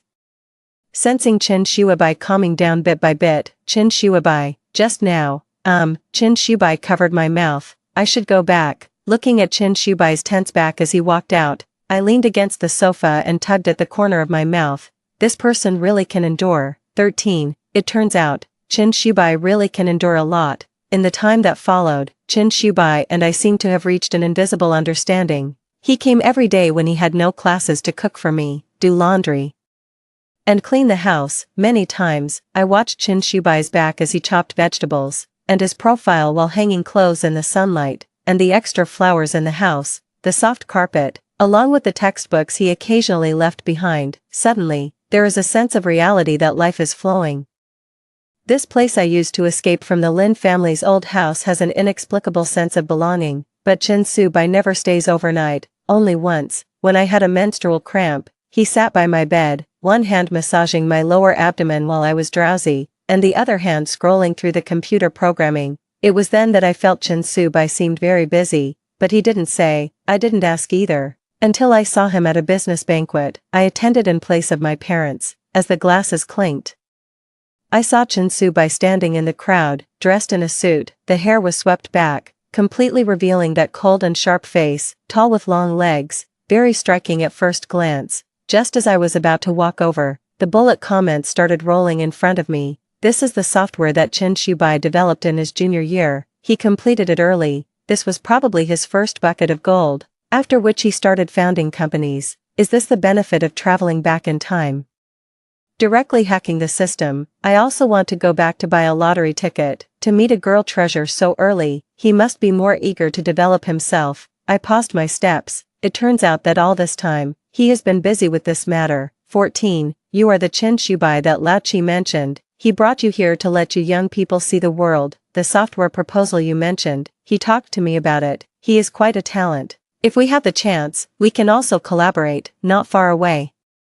I saw the glamorous woman in front of Chin Shubai smiling at him while holding a wine glass. You flatter me. Chin Shubai responded appropriately. The woman placed the wine glass in her hand on the table and pushed it in front of Chin Shubai. I hope we have a pleasant cooperation in the future. Chin Shubai stared at the wine in that glass. His eyes darkened slightly, yet his face remained calm. I'm sorry, I'm not feeling well today. You're here. Chin Su's colloquial speech was not yet finished when I smiled and walked over to the woman. Shaolin, Mr. Shu has a good memory. I just saw Mr. Wang looking for you everywhere. I felt Chin Su's gaze and casually made up a story. After the woman left, I picked up the glass of wine, examined it closely for a while, and let out a soft laugh. I lifted my eyelids and looked at the man next to me, dressed in a suit. He lacked the youthful freshness and exuded a sense of mature restraint. It made me wonder what he would be like at 29. I knew he guessed that this glass of wine had something added to it. After all, before he returned, he was also one of the new elites in the circle. Thinking of this, I curled my fingers and barely held that high-footed glass, handing it to Chin Shubai. Not feeling well, not suitable for drinking. I dragged out my tone, laced with a sense of indulgence. What if this glass of wine is something I want you to drink? Chin Shubai's dark eyes lowered, the light illuminating him with an air of nobility, making me feel, for the first time, a subtle sense of oppression from this person. The corners of his mouth seemed to curl slightly. Reaching out to take the glass, the tips of my fingers brushed against my palm, bringing a surge of warmth. Miss Lin, if it's you, I don't need to drink this glass of wine, but I will always do as you say. Then, he stared at me intently and downed the glass of wine in one go. 15. As soon as I entered the house, I was pinned against the door by Chin Shubai. He protected my head with his hand. His body temperature was enticing. Even without the lights on, I could feel the surging desire hidden in his eyes. My hand slid over his chest, through his shirt. Suddenly, my hand was empty. Chin Shubai crouched down. trembling as he unbuckled the strap of my high heels. Then he picked me up. Take a shower first, if you don't want it anymore. Just push me away. Chin Shuabai's voice was hoarse as he pushed open the bathroom door. I pressed my hand against the smooth wall, feeling the warm water pouring down from above. Chin Shuabai was behind me, planting delicate and devout kisses. Then he changed his strength, as if what just happened was merely an appetizer to soothe me. I tilted my head back, attempting to breathe in a hint of fresh air. The night is long. Long enough for me to go from the bathroom to the room. Long enough for tears to well up in the corners of my eyes. Chin Shuabai seemed to relish the taste, not knowing when to stop. He planted a heavy kiss at a certain spot on my collarbone, as if wanting to cover something. I don't remember when I fell asleep. When I woke up, there was no one beside me. The bed sheets have been changed to new ones. The things on the floor have also been cleared away. I feel very refreshed and am still wearing my pajamas, as I walked to the living room. I smelled the aroma of food. There is a sticky note on the dining table. Go to Cheese Place for a trip. Remember to eat. What's in the bowl is a hangover soup. Drinking it will make you feel better. The signature is a very funny emoticon. I can imagine it. Chin Shubai frowns, seriously and embarrassedly drawing its appearance. I curled my lips, laughing out loud, as my shoulders trembled. The amulet Chin Shubai wore close to his body fell out from my neck. What happened yesterday? What's something that needs to be hidden? Woohoo, I finally got rid of it. After Chin Shubai and Mo Bao got married, I wanted to give it to him, but I never had the courage. It was given by his parents when he was a child, blessed by a master, and it's very effective in protecting his safety and health. It's the most precious relic left by his parents. He must be regretting it, thinking that if he had given this girl, would she not have asterisk asterisk asterisk asterisk asterisk asterisk? I touched the amulet. Looking at the asterisks after the last message in the comments, narrowing my eyes. Is this filtering out information related to me? While deep in thought, the alarm went off. Finished. I forgot that I had a class in the afternoon. It's still the strictest teacher. 16. I rushed into the classroom right on time. I sat at my seat, panting. The peace bracelet fell out again as I was running. I touched it with my fingertips. Feeling its warmth, that warmth spread, knocking into my heart. I took out my phone and sent a message to Chin Shubai under my seat. Chin Shubai, come over to my house after you're done. I have something to say to you. The misunderstanding between Jiangji and me should be clarified with him as well. After having 3 classes, Chin Shubai just replied, good. After packing my backpack, I just walked out of the school gate when someone hugged me. Lin Mo, good news. My grandfather's surgery was very successful. He can be discharged soon. Jiangji's excited voice rang in my ears. Jiangji grew up by his grandfather's side since childhood, and they have a deep bond. The old man has been in the hospital for quite a while. Qin Ran and I had visited him before. At that time, the situation was not very good. This is indeed good news. I smiled and patted his shoulder. I told you everything would be fine, you little guy. Now you can rest easy. I'll go see the old man with Qin Ran another day. Jiangji let go of me and laughed heartily. Why wait for another day? Let's go today. I'll call Qin Ran. I held his hand that was about to make a call. Today isn't possible. I have something to do today. Jiangji looked at my face with his eyes, and his smile gradually faded. What's going on? I will tell you when the time comes. I'll leave first. I smiled mysteriously and turned around to wave my hand with a good mood. I didn't notice a gaze from afar. 17. Chin Shubai only appeared after it had completely darkened. His black shirt was unbuttoned a few buttons, revealing beautiful collarbones. His hair was a bit messy, the corners of his eyes were red, and he gave off a sense of broken despair. Chin Shubai, what's wrong? Was the negotiation not going smoothly? I approached him and pulled him into the room. It shouldn't be. According to the comments, this project shouldn't have any issues. Chin Shubai stood under the lights, his gaze tracing over my eyebrows, nose, and lips, finally revealing a reassuring smile. The cooperation is going smoothly. With his words, I felt at ease, preparing to talk about my matters. By the way, Chin Shubai, I want to tell you, I bought the cake from your favorite shop. Go ahead and eat it, Chin Shubai said calmly and gently, lifting the cake and coaxing me. My attention was immediately drawn to it. The cakes from that shop are indeed delicious, but you always have to queue for them. I was too lazy to queue, so I hardly ate it. Chin Shubai slowly unwrapped the cake and used a fork to cut a piece and feed it to my mouth. I took a bite, nodded in satisfaction, met his gaze, and spoke again. Chin Shubai, Is it tasty? Yes, it is delicious, interrupted by him multiple times. I frowned in displeasure and said coldly. What I wanted to say is that Jiangji and I, before I finished speaking, I was firmly kissed by the person in front of me. 18. His lips trembled fiercely, reluctance and sadness. His hand rested on my neck, pressed tightly against the artery, but he couldn't bear to exert force. In a daze, the barrage of comments slid past my eyes. You coward, can you let the girl finish her sentence instead of just kissing her? Seeing my childhood friend hugging the girl. I'm afraid she might want to end this relationship and not want him anymore. Just now downstairs, I was afraid to come up, fearing I'd hear what I didn't want to. Shut up, don't kiss, let our girl say something. So that's how it is. I wondered why Qin Shubai suddenly became so strange. I ran my fingers through his hair. Just as I was about to pull away the one who was biting and kissing to talk properly, my lips had a touch of moisture. Squinting to look, Qin Shubai was closing his eyes while kissing and crying. My hand that wanted to pull his hair slowly let go. Lin Mo, my cooperation went very smoothly, and I will start a business later. I have everything planned out. After that, I will transfer all my assets to your name. Whatever you want, I will give it to you. Don't reject me. Okay. Qin Shubai, who came to his senses, buried his head in the crook of my neck, his voice muffled, like a discarded dog that tried hard to please its master. 19. Qin Shubai, do you really like me that much? I gently stroked Qin Shubai's soft hair. Qin Shubai hugged me tighter, his voice hoarse. I raised my eyelids and looked out at the moonlight outside the floor-to-ceiling window, slowly saying, then let me be clear with you. I have never had a romantic relationship with Jiangji. What you saw that time was just a scene I was helping him act out. He hugged me today because his grandfather's surgery was very successful.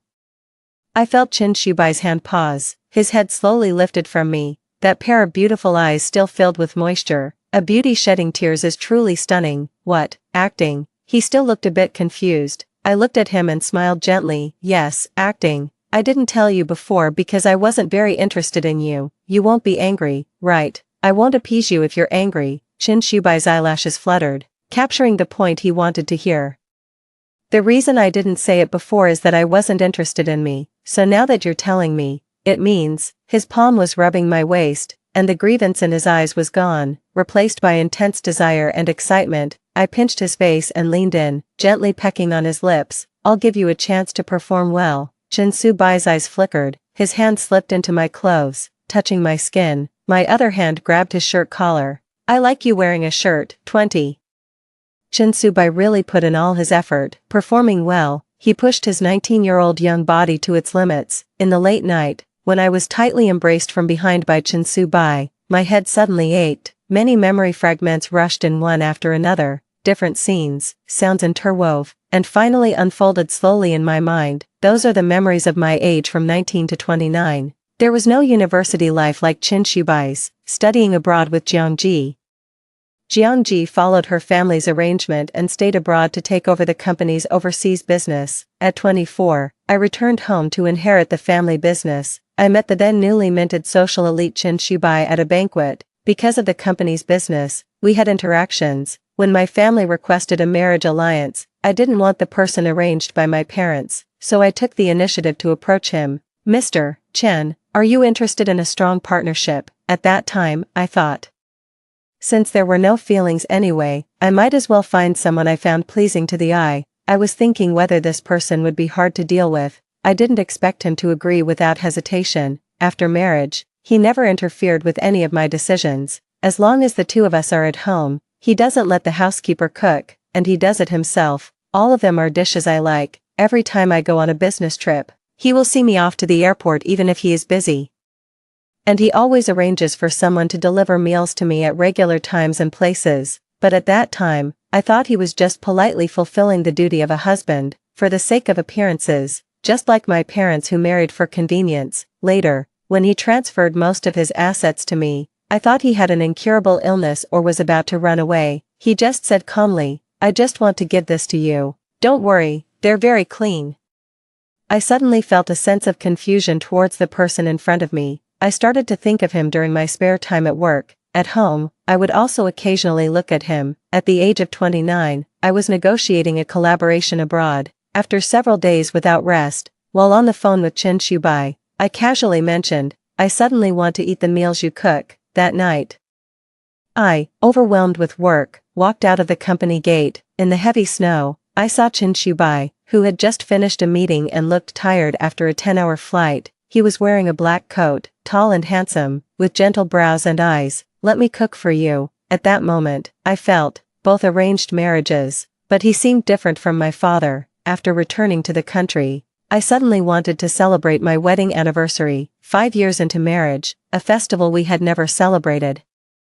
That day, I called Chin Shubai at the office. Mr. Chin, can you save some time for me today? Wedding anniversary, shall we meet? I'm here to pick you up. I heard Chin Shubai's heavy and incredulous gasping on the phone, but I didn't see him. I was squeezed inside the deformed car. Just before losing consciousness completely, I heard the sound of an ambulance, and it seemed like I could also hear Chin Shubai's voice. 21. I slowly pressed my hand against my heart, feeling the beating heart. I could hear Chin Shubai's shallow breathing behind me. I turned around to face him. His long and thick eyelashes cast a small shadow on his youthful face. My fingers traced from his brow and eyes to the bridge of his nose and lips, whispering softly, if I died in a car accident and came back with my memory lost, what about you? How did you come back? Chin Shubai was sleeping soundly, so he naturally wouldn't answer me. I waited for quite a while. Finally, I saw the bullet screen. What just got sent again? Is there something we can't see? Is the girl recovering her memory? Then we can also part ways. The barrage kept chattering for a while before finally giving me an answer as it faded away. He donated all his assets and committed suicide after your funeral was over. My eyelids trembled, just as I thought. But why? Does love really carry such heavy weight? I don't understand. If it were me, I would absolutely never do that. In a moment of distraction, my finger was gently brushed. What's wrong? Chin Shubai spoke with a hint of nasality as if he hadn't fully woken up. Chin Shubai, have you been secretly in love with me for many years? I leaned against the pillow, getting close to him. Chin Shubai was completely awake, as if surprised that his secret was discovered, momentarily at a loss. Why are you secretly in love with me? My voice was very soft, with a hint of choked emotion. Chin Shubai and I looked at each other for a while. And he kissed my forehead. Let me think about how to say it. Then I'll confess to you. Okay. 22. The next day after getting out of bed, I just left the room. I saw Chin Shubai bare-chested, serving porridge at the table. His back was covered with long and short ambiguous scratch marks. I blushed at the sight and turned to go into the bathroom to wash up. I'll kill you, you lewd man without self-restraint. You're the peach blossom that Lin Mo mentioned, right? Did you seduce her, Jiangji? Calm down. While I was wiping my face, I suddenly heard the shouting and cursing outside. Jiangji, Qin Ran. Oh no, Qin Ran knows my home password. When I rushed out, what I saw was Chin Shubai, who had already put on his clothes and had a cold expression, as well as Jiangji, who was hoarse and exhausted, and Qin Ran, who was tugging at Jiangji. My bad, Jiangji said he was going to see Grandpa, so I thought I would just come to pick you up, and didn't call ahead to come to your house. Qin Ran touched her nose and said shyly. My forehead twitched, and I helplessly looked at her. I saw her quietly give a thumbs up. Lin Mo, you tell me, did he seduce you? Jiangji pulled away Qin Ran's hand that was tugging at his collar and walked in front of me. Just as Chin Shubai was about to step forward, I stopped him. Are you still protecting him? What do you see in him? His face, his figure. Jiangji's eye sockets turned red, and the more she talked, the more excited she became. I have it too, my face, my figure, I have it too. As Jiangji spoke, she tried to take off her clothes, but Qin Ran heavily slapped her on the back of her head. Can't you act normally? What's with the show? Jiangji was hit quite hard, and tears immediately flowed out. I've liked you for so many years, to make you my girlfriend. I even spent money to hire Meng Yao to come up with a story about being dumped, just hoping that if we acted it out, it would become real. At that time, Qin Ran was abroad and was not aware of this matter. She was just surprised that Jiangji liked her. She had not realized it for so many years. On the contrary, Chin Shubai looked calm, as if he had seen it coming long ago. I recalled in my mind. I remembered when I was 24 and preparing to return home, Jiangji confessed to me. I refused. Later, he stayed abroad. Why did this scene happen ahead of schedule? 23. Jiangji, you might just be confusing our friendship with love. I looked at him and explained, it's impossible. If I were confused, then why don't I like Qin Ran? You want to die. right, Jiangji. Seeing that the two were about to fight again, I immediately spoke up, Jiangji. I've always regarded you and Qin Ran as especially good friends. Jiangji pouted, both wronged and unconvinced. Then why does he deserve it? What makes him better than me? I sighed and slowly asked Jiangji a question. Do you know what I'm allergic to? Jiangji stopped sobbing and was stunned. Do you still have something you're allergic to? I turned to look at Chen Shubai. His voice was cold. Asparagus. I shifted my gaze back to Jiangji's face. I used to be allergic to asparagus in front of you once. You might have forgotten. Jiangji's nose twitched. About to cry again, Qin Ran, who could no longer stand it, gave me a reassuring look. He then roughly grabbed Jiangji by the collar and half-dragged, half-pulled him away. Soon, a crisp sound of a slap rang out from outside the door. Jiangji's crying stopped. 24. After the house returned to silence, Chen Shubai walked to the dining table and served me porridge. The sunlight streamed in through the floor-to-ceiling window. I walked closer to him little by little, stopping across the dining table. I looked at him with a smile. Mr. Chen, do you have time for me today? It's our wedding anniversary. How about a date? Bang, the ladle fell into the pot. And Chen Shubai seemed frozen, his head mechanically lifted little by little, the light in his eyes gradually gathered. He could barely speak a word before his voice fell silent. Why are you so surprised? Aren't you the same? I recalled all the memories. Before I finished speaking, I fell into someone's embrace. The force was so heavy, it felt like it wanted to embed me into the body. I quickly felt dampness on my neck. This person doesn't look like someone who cries a lot. I rubbed his hair. Chen Shubai, don't cry. We still have a long time ahead. 25. Later, I never saw any comments again. It was like an inexplicable adventure. After graduation, I still chose to study abroad for my master's degree. That was the school I wanted to go to. If I could do it again, I wouldn't change anything. Chen Subai's company was also steadily developing. He became even more clingy than before. I come abroad as soon as I have time. Stay with me. Qin Ran has collaborated with many stars and has gained considerable fame in the photography industry. Jiangji still chose to stay abroad. At my wedding with Chen Shubai, I met him. He was sitting in the crowd and smiled at me. It's letting go, and also a blessing. After the wedding, Qin Ran gave me a gift box. Inside was the couple photos she took of me and Chen Shubai, the two of us when we were 19, 26. On our 29th wedding anniversary, Chen Shubai and I were in the villa. He was even more nervous than I was, holding my hand all the time. Relax, nothing will happen. That evening, news reported that a car driving under the influence sped on the Bay Bridge and crashed into the guardrail. That car hit me that day.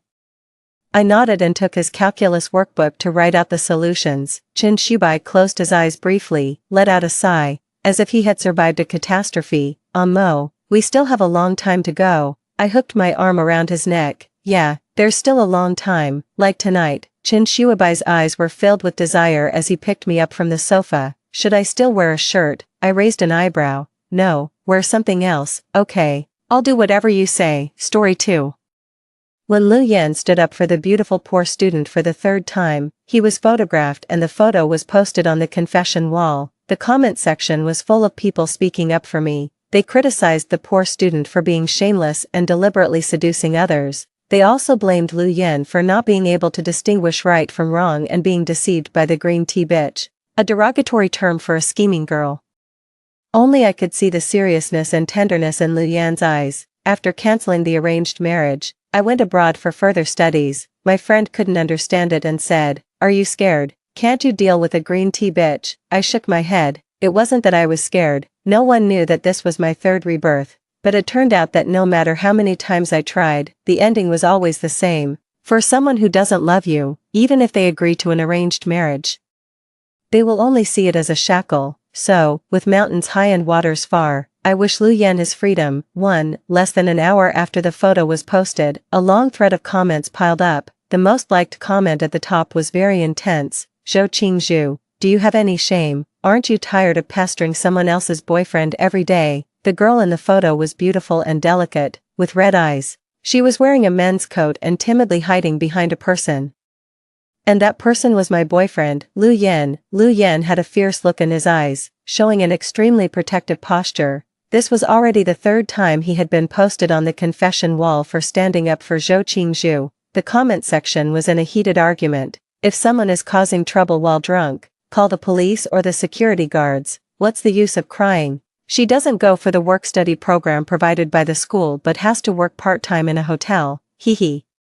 Instead of asking for help from her colleagues who are right beside her, she calls Lu Yan. We all know what her intentions are. The hotel is just a few steps away from the school, and there are streetlights all the way. She still pretends to be pitiful and asks Lu Yan to send her every day. I've never seen such a scheming girl. Lu Yan is also at fault. He can't tell right from wrong and is so easily deceived by this green tea bitch.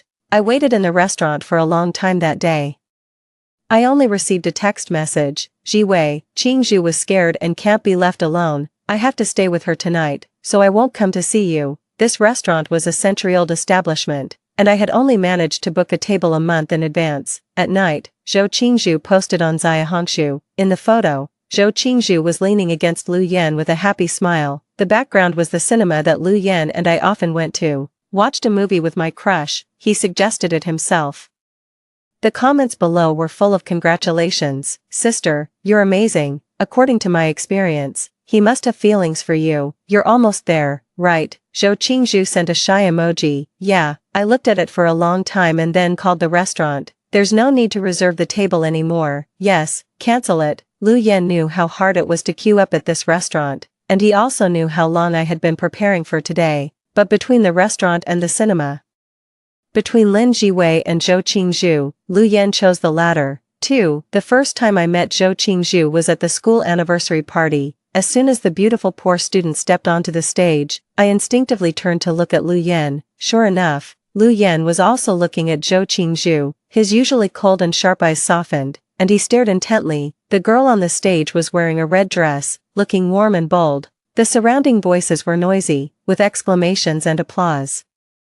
The host had a clear voice and asked half-jokingly, Qingzhu, when I first saw the program list, I thought it was a boy's name. After all, most girls' names are more gentle and elegant. Zhou Qingzhu smiled generously, with a hint of pride in her eyes. Who says a girl can't be named Qingzhu? Just like the bamboo that grows taller with each joint, I want to soar into the sky like this green bamboo. These words once again caused a round of applause. Qingzhu, so her name is Zhou Qingzhu.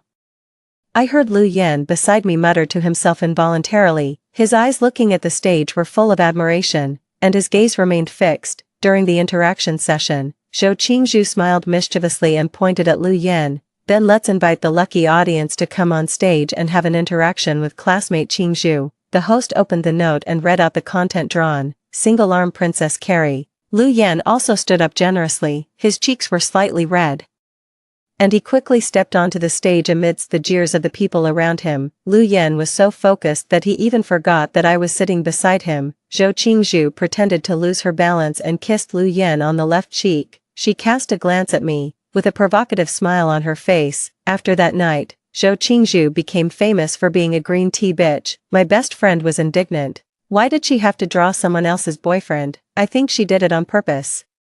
Everyone knows that you and Lu Yan are a famous couple on campus. 3. My best friend was right. In the eyes of others, Lu Yan and I were well matched. We had been engaged since childhood and were a perfect match, but no one knew that this was actually the third time I had met Lu Yan in different lives.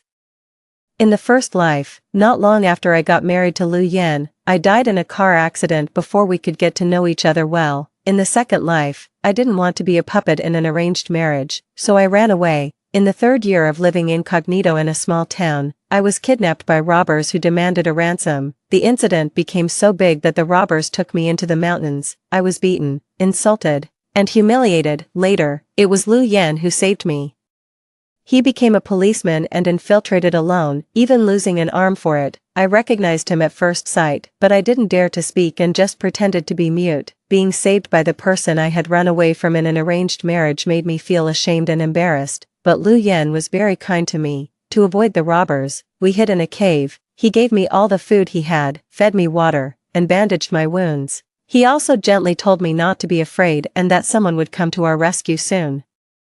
The better he treated me, the more bitter I felt in my heart, so when the robbers caught up, I rushed forward and took a knife for him. Lu Yan's face was filled with great surprise. His expression was complicated. He turned around and subdued the robber, and calmly stopped my bleeding. Lu Yan, can you promise me one thing? I spat out blood and felt my life force quickly fading away. You can say it, for the favor of saving your life. I will definitely do my best to fulfill it. I wanted to smile, but I couldn't lift the corners of my mouth. In the next life, I hope to meet you again, and I hope you will give me another chance. I shouldn't have been so willful as to run away from the arranged marriage, making Lu Yan the object of ridicule. I also shouldn't have been so willful as to go south, causing Lu Yan to get injured while saving me. I hope to meet you again in the next life, to atone for my sins and make up for my past mistakes.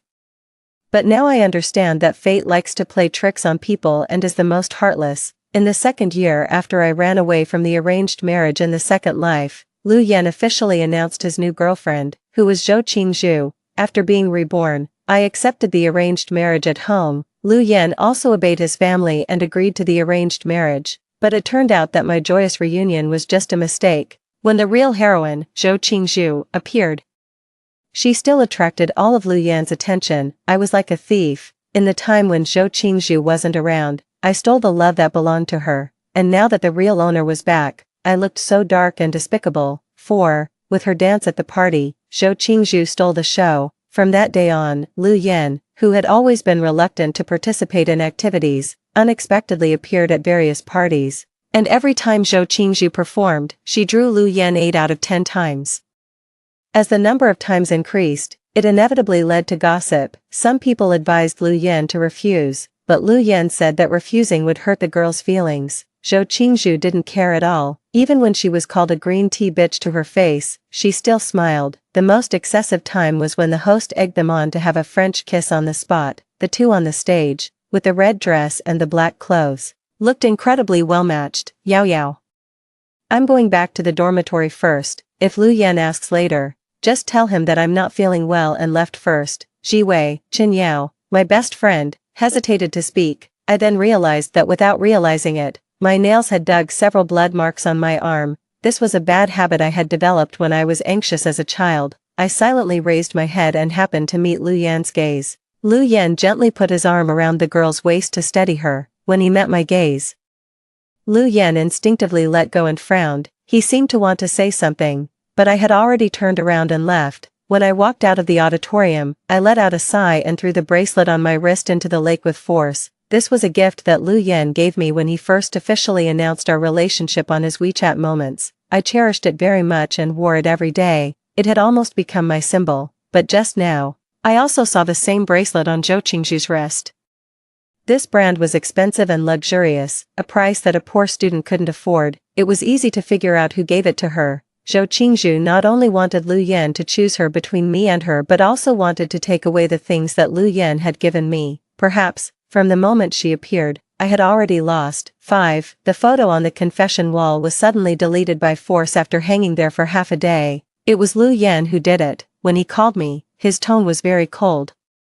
Did you deliberately ask someone to lead the rhythm in the comments? How long had it been since I heard him speak to me so impatiently? No, Lu Yan didn't believe me. Several of the accounts below are your friends. Did you or didn't you ask them to do it? There were more than 500 comments, and only 2 were posted by my friends who couldn't stand it. Now Lu Yan was putting all the blame on me. I could hear the faint crying of the girl on the other end of the phone, accompanied by Lu Yan's gentle comfort. He was so gentle with Zhou Qingzhu, but when he turned to me, he was aggressive. I'll let it go this time. Don't do this again in the future. You're also a girl. Even if you're jealous, there's no need to be so vicious. Lin Ji Wei, you've disappointed me so much. You're completely different from the person I first met. After hanging up the phone, I sat at the table in a daze. The person he first met, what was Lu Yan's impression of me at that time?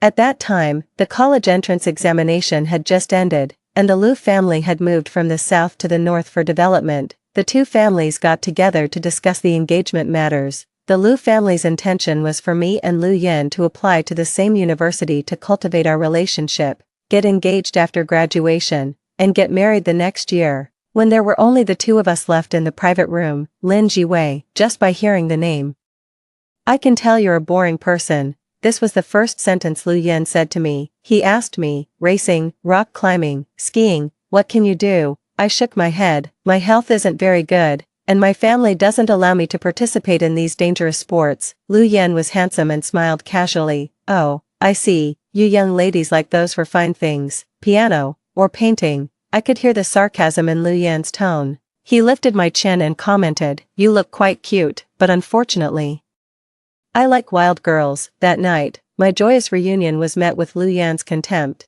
I had made a lot of efforts because of Lu Yan's words. I wore smoky makeup, sexy halter tops, and learned dynamic dance. I made a mess of myself just for that word wild. But it wasn't until I saw Zhou Qingzhu that I understood what Lu Yan meant by that. The wild he mentioned turned out to mean confident, bold, warm, and daring, and I was gentle and liked to be quiet, which was exactly the type that Lu Yan disliked the most. I once felt complacent that I had spent 3 years making Lu Yan gentle towards me, but it turned out that someone could get his favor just by the first impression. 6. The more you try to silence people, the more rebellious they will become.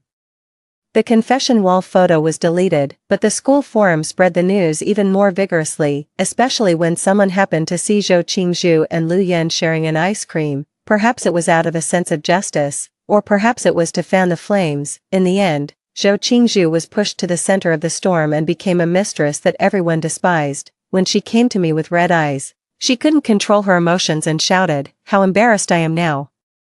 How glorious you are! Everyone who sees me can scold me, your classmates stand up for you, your friends speak up for you, the whole world is on your side. Are you only satisfied when I'm completely disgraced?" I was silent for a long time in the face of such accusations, although it seemed that I had won a great victory in this public opinion battle. In fact, I looked at Zhou Qingzhu and said softly, "Even if the whole world supports and protects me, Lu Yan is on your side, right?" The next day, all the related posts on the school forum were deleted. Lu Yan posted a status, taking all the public opinion blame on himself. Zhou Qingzhu was portrayed as a tough and self-reliant poor student. Lu Yan admired her, so he was willing to lend a helping hand, even to clear her name as a mistress. Lu Yan said that he had already broken up with me privately and was currently single. As soon as this statement was made, the public opinion instantly reversed. Lu Yan came to me, and his tone was a bit unnatural. "It's just a temporary solution, it's a fake breakup. When the public opinion calms down, we can get back together, otherwise, there's no way." I interrupted him.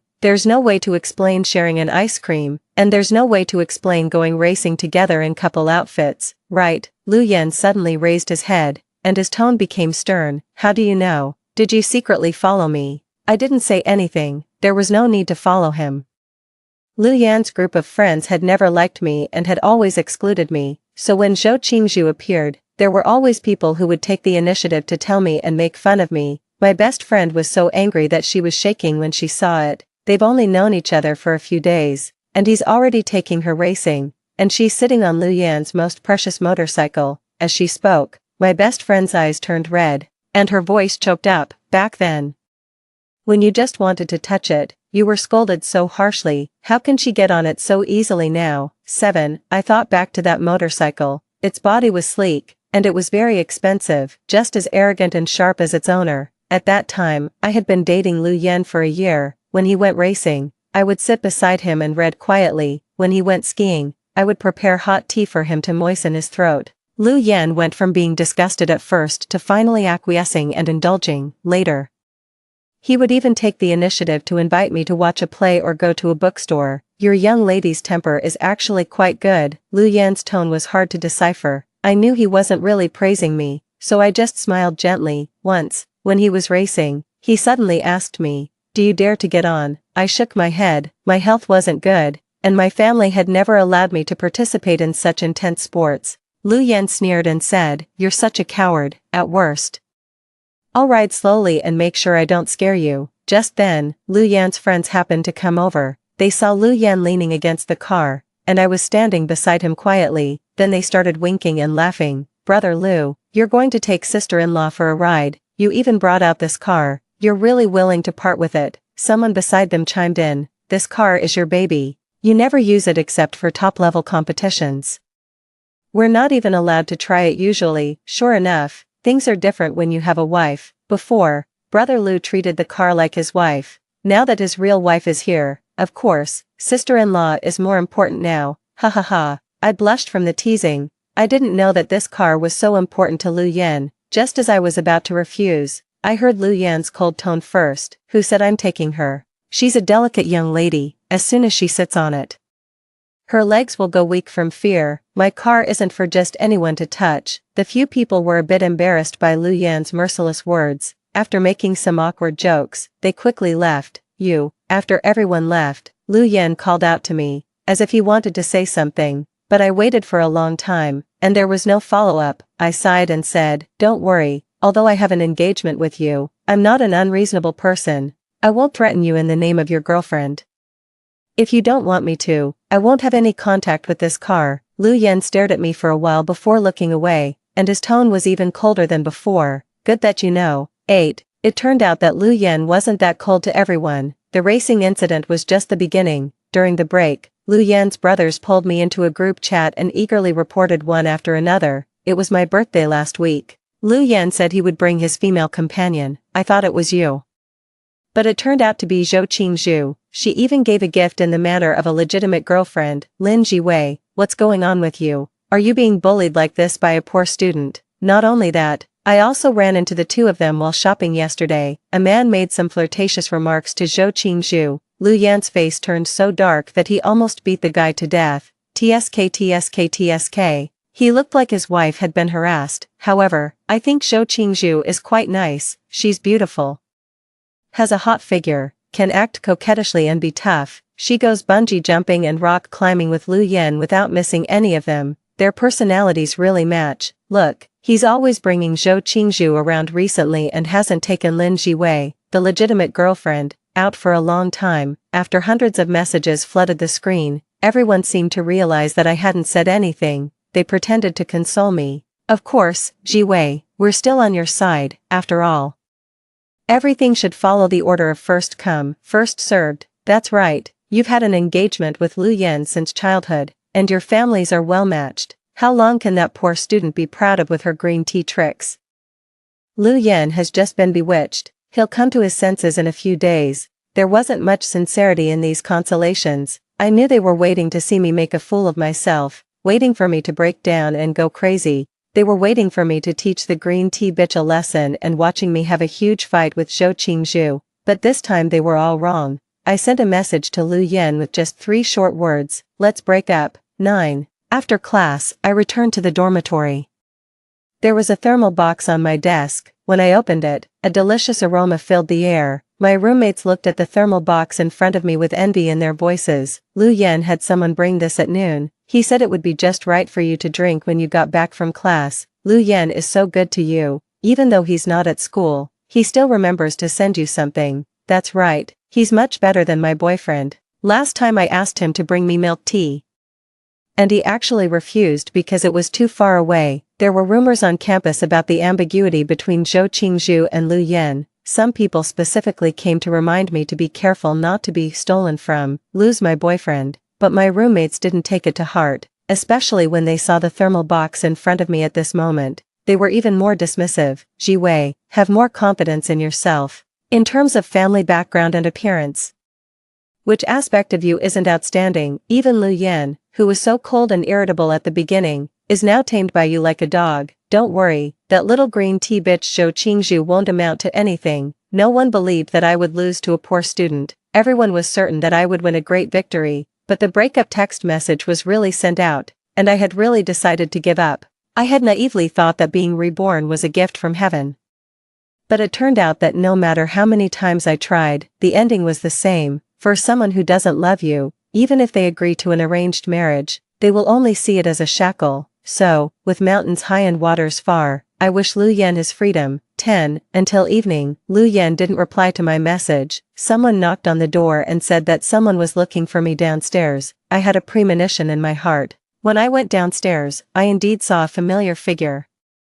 As soon as Lu Yan saw me, he walked quickly towards me. "Why did you come out like this? Your health isn't good, and you can't catch a cold at night." Lu Yan took off his coat and wanted to put it on me, but I, who had always been obedient, didn't take it this time. As I stepped back, Lu Yan's coat fell to the ground. His face froze for a moment, but he quickly acted as if nothing had happened. "By the way, I specially made soup for you. You saw it, right? It's good for your health.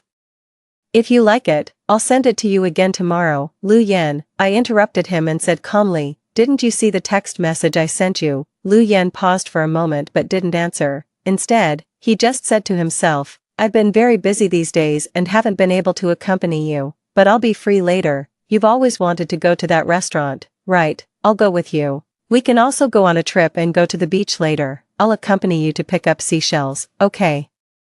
I couldn't understand how Lu Yen could say these words without blushing. No, I took a step back, stared at Lu Yen, and said word by word, these are things that lovers should do. We've already broken up. As soon as the words fell, the air around us seemed to freeze. Lu Yan's face lost its smile, and the moonlight cast shadows on his face through the leaves. He had a blank expression, a calm tone, but it was rather eerie. Lin Jiwei. I didn't agree. Take back those words. 11. But I didn't move. I still said the same thing. We've already broken up. Lu Yen punched the tree beside him. What on earth are you making a fuss about? He strode forward. His grip on my wrist was very strong, and it hurt. I struggled, and my wrist hurt so much that I couldn't help but cry out in pain. Lu Yen relaxed his strength a bit, kneaded the red mark on my wrist, and his tone calmed down. Is it because of the rumors on campus? Or did my friend say something bad again? Lu Yen seemed to have figured it out and became confident. Or is it because of Zhou Qingzhu? Her family situation isn't good, and she's been taking on various part-time jobs. I didn't expect to see her at the ski resort, and she even has excellent skills. When we met on the street that day, she was harassed, and of course I had to step in. I would help any girl in that situation. I knew I couldn't break free by force, so I stopped struggling and said softly, please let go of me first. Sure enough, being submissive was more effective than being tough. Lu Yen released the arms that had trapped me. I took a deep breath. I'm not throwing a tantrum. You don't need to explain these things to me either. I'm not being impulsive. I've thought about it for a long time these days, and we're really not suitable for each other. Neither of us said anything, and the air was eerily quiet. I exhaled and continued. Moreover, our relationship was originally a combination of interests. When we first met, you didn't like me either. It's been 3 years of entanglement, and it's been a last resort, so, cancel the arranged marriage and let's break up. This is better for both of us. It was hard to describe Lu Yan's expression at this moment. He stared at me for a long time, as if he had sensed the determination in my tone. A sneer suddenly rang out. Lu Yan raised his chin, and all the angry questions from before seemed to disappear. He was still in control of the situation. Looking down on me from above, break up. The word being dumped doesn't exist in my Lu Yan's dictionary. If we cancel the arranged marriage, you remember, it's the Lu family that doesn't want you because you're arrogant, picky, and narrow-minded. Lu Yan's gaze seemed to want to devour me, and his tone was extremely harsh. Moreover, for a woman that I, Lu Yan, don't want, I'd like to see who in the circle dares to take her. Your Lin family wants to expand into the northern market, right? Without the arranged marriage, I'm afraid you'll have to pay an even more astonishing price. After saying these words, it was obvious that Lu Yan had completely gained the upper hand. He lifted my chin, with a mischievous smile, as if casually, Lin Jiwei, I can pretend that these words today never existed. You're still my girlfriend, and I'll still marry you after graduation, and I'll still help the Lin family. As far as I know, the Lin family has put a lot of effort into you, right? Your father still has several illegitimate daughters outside. Do you want to be a stable and wealthy Mrs. Lu, or be an abandoned child hated by the Lin family? You can choose for yourself. I looked at Lu Yan quietly. We've been in a relationship for 3 years. Can't you even leave me with the last bit of dignity? Lu Yan's expression froze for a moment, and he almost turned his head away in embarrassment. He covered my eyes. Jiwei, don't look at me with that kind of gaze. Lu Yan's voice was muffled, and his throat was hoarse. I said that this matter is over. Let's go back to the way we were before, okay? The marriage alliance between the Lin and Lu families won't change. And I'm still your boyfriend. 12, of course, it's not okay. I was very puzzled. Why was Lu Yan so certain that I would give in? Do you remember the words you said when we first met? What are you doing putting on such an act now? You disliked my poor health and my quiet and boring personality. In your eyes, being obedient is a derogatory term. You like excitement and wild personalities. You want someone to accompany you in racing, skiing, and doing all kinds of exciting sports. And I'm the one who least meets the requirements. Companionship off the field can't compare to the mutual understanding on the field. The racetrack is very noisy, and the ski resort is also very cold. Reading a book there is the most unsuitable choice. Lu Yan looked up, and his face was rarely stunned. I was also looking at him, and my tone was very soft. I don't want to read a book by the side anymore. And I don't want to accompany you either. 13. Lu Yan and I were at a stalemate for a long time, until he left. He still didn't agree to cancel the arranged marriage. We no longer went to class together, and we no longer had meals together. When Lu Yan played basketball, I no longer wiped his sweat or handed him water. When I painted in the classroom, Lu Yan no longer appeared by my side. Some nosy people couldn't help but ask Lu Yan if he had quarreled with me. Lu Yan didn't even lift his head and just sneered, since he didn't respond. Naturally someone would come to ask me. I smiled gently. Yes, we broke up. So you broke up, I thought. Broke up. Soon, this news spread throughout the campus. There were high-profile posts on the forum, and the most popular post had the title, "I hate this world where green tea bitches are in power. They've destroyed another one of my favorite couples again." It was filled with a lot of photos. There were photos of Lu Yan giving a princess carry on the stage and photos of Zhou Qingzhu deliberately kissing his cheek. The comments below were indignant, full of pity and sympathy for me. Lu Yan probably didn't expect that I would directly say the words of breaking up. He sent me a message with just a few short words. "Lin Jiwei, you have a heartless enough." I soon knew why Lu Yan sent this message, because he would do something even more ruthless than me. 14. Lu Yan directly posted a status on WeChat Moments. "From now on, anyone who dares to date Lin Jiwei is against me." This short sentence triggered countless intense speculations. Some people said that Lu Yan and I just had a quarrel and would get back together once the anger subsided. Others said that Lu Yan hated me and wouldn't let me go even after we broke up. No matter what people speculated, it was obvious that this WeChat Moments post had a great effect. Lu Yan had a good family background, many friends, and a hot temper, and few people dared to offend him. After that day, no boy dared to get within 5 meters of me, especially after a boy accidentally bumped into me and was severely taught a lesson by Lu Yan. The boys didn't even dare to talk to me. Lu Yan's friends made a big fuss in the group chat. "Lin Jiwei, seriously, you really broke up? You're using retreat as an advance." But Lu Yan isn't someone who can be threatened. Be careful that he gets too angry and really abandons you. Lu Yan's friends really knew him best. After I publicly announced the breakup, Lu Yan held a single party the next moment. He invited the whole class to Disneyland to celebrate his return to being single. He was telling me in this way that I shouldn't play around and say we're breaking up, because he would do something even more ruthless than me. The two of us were like we were competing, both trying to act as if we didn't care.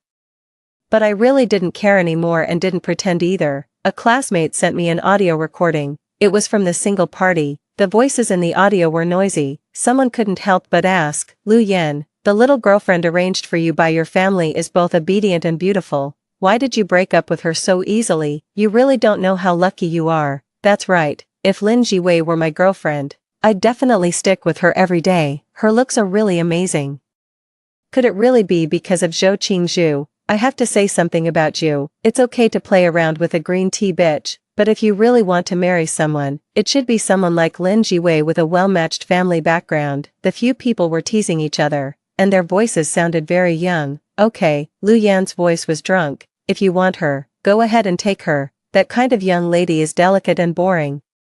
She only knows how to read and study and has no fun at all. Moreover, she has asthma and can't do any intense exercise." These words were ambiguous, and there was a burst of laughter in the room. "What kind of exercise? Lu Yan, don't leave us hanging." "Intense? Then wouldn't even a kiss be life-threatening? Seriously, you can only look but not touch. That's really, I'd rather not have a girlfriend than find a young lady like that." I turned off the audio and didn't listen to the rest. The study abroad application in front of me had already been filled out. I received a call on my phone from my father, and his tone was cold. "Come home, look at the good thing you've done." 15. When I got home, I was punished to kneel in the living room. My father was so angry that his eyes seemed to be on fire. He took a bamboo board and whipped it at me. He cursed me for not knowing what was good for me and for not trying to please Lu Yan properly. My mother had always been timid, but this time she unexpectedly threw herself on me. Even so, my father didn't hold back. My mother protected me, and the bamboo board landed heavily on her thin and weak back. I stood up, not knowing where I got the courage from, and grabbed the wooden board and threw it out fiercely. Two pairs of similar eyes stared at each other across the air. My father's eyes widened in shock, and he could hardly catch his breath. As if he had aged in an instant, he sat down wearily. "Jiwei, Do you know how many benefits the Lin family can get from the marriage alliance with the Liu family? He must have had someone investigate the whole story, and his voice softened a bit. Zhou Qingzhu, that poor student, is nothing to worry about. The Lin family has trained you for so many years. If you can't even deal with someone like her, you'll really disappoint me. I looked at him coldly, but why should I fight with her? Was it to compete for Lu Yan? To fight for a man who didn't love me? My tone was indifferent. Father, didn't you already leave a backup plan? How many illegitimate daughters are you hiding outside? 2 or 3? To you, I'm just a tool. These words completely enraged my father. He called in the security guards, and 2 people held me down while they whipped me until my back was covered in blood. I was punished to kneel all night. And in the middle of the night, I couldn't hold on and developed a high fever. When I woke up, I saw my mother's red and swollen eyes. My mother had lived a hard life. She was timid by nature, didn't like to compete, and was content with the status quo, so she endured my father's infidelity and domestic violence in silence. But now, she held my hand and said firmly, Jiwei, I saw your application for studying abroad. Mom will go abroad with you, as if to comfort me. My mother tried to force a smile. I've already secretly been looking for a lawyer to prepare for things like property and equity. I'd been ready to get a divorce for a long time, but at that time, you still had the marriage with the Liu family. I could tell that you liked that boy from the Liu family, right? My mother's voice was so gentle, but I felt like crying when I heard it. It turned out that it wasn't just me who was trapped in these 3 years, but also my mother. I shook my head. I don't like him anymore. I diluted the little bit of sweetness from the previous life and drank it for 3 whole years. I drank until there was no sweetness left, until I no longer wanted to deceive myself. The sweet water was gone, and my fate with Lu Yan was also over. 16. I booked a flight for next week. While packing my things, I received a phone call. It was one of Lu Yan's friends, and his tone was a bit dissatisfied. Hey, Lin Jiwei, it's okay to have a little tantrum, but don't overdo it. Don't make things ugly for everyone. Zhou Qingzhu, that little green tea bitch, disgusts me to death. Come back quickly. Oh, and remember to bring more beef jerky. It turned out that the last sentence was the key point. I like to be quiet, and in my free time, I would study cooking. In order to fit into Lu Yan's circle of friends, I tried hard to please them. I would always prepare for a long time in advance, until my back ached from exhaustion, just to get their approval. But now, I'm not that stupid anymore. Buy it yourself if you want to eat it. I've already broken up with Lu Yan. Don't contact me again in the future. After saying that, without waiting for the other person's reply, I blocked him directly. In the afternoon, I suddenly received a takeout. It was a particularly beautiful and fresh bunch of yellow roses. I called the number of the sender, and it turned out to be Lu Yan. The moment I heard his voice, I wanted to hang up the phone. But looking at the roses in my arms, I pursed my lips. Did you send the flowers? Lu Yan must have been smoking, as I heard the sound of a lighter. After a while, his voice came over, as if he didn't care at all. What flowers? Are they nice? I didn't know what kind of game Lu Yan was playing this time. I replied calmly, they're not nice. Don't send any more. Even if I throw them away, it will cause trouble for others. There was a moment of silence on the other end.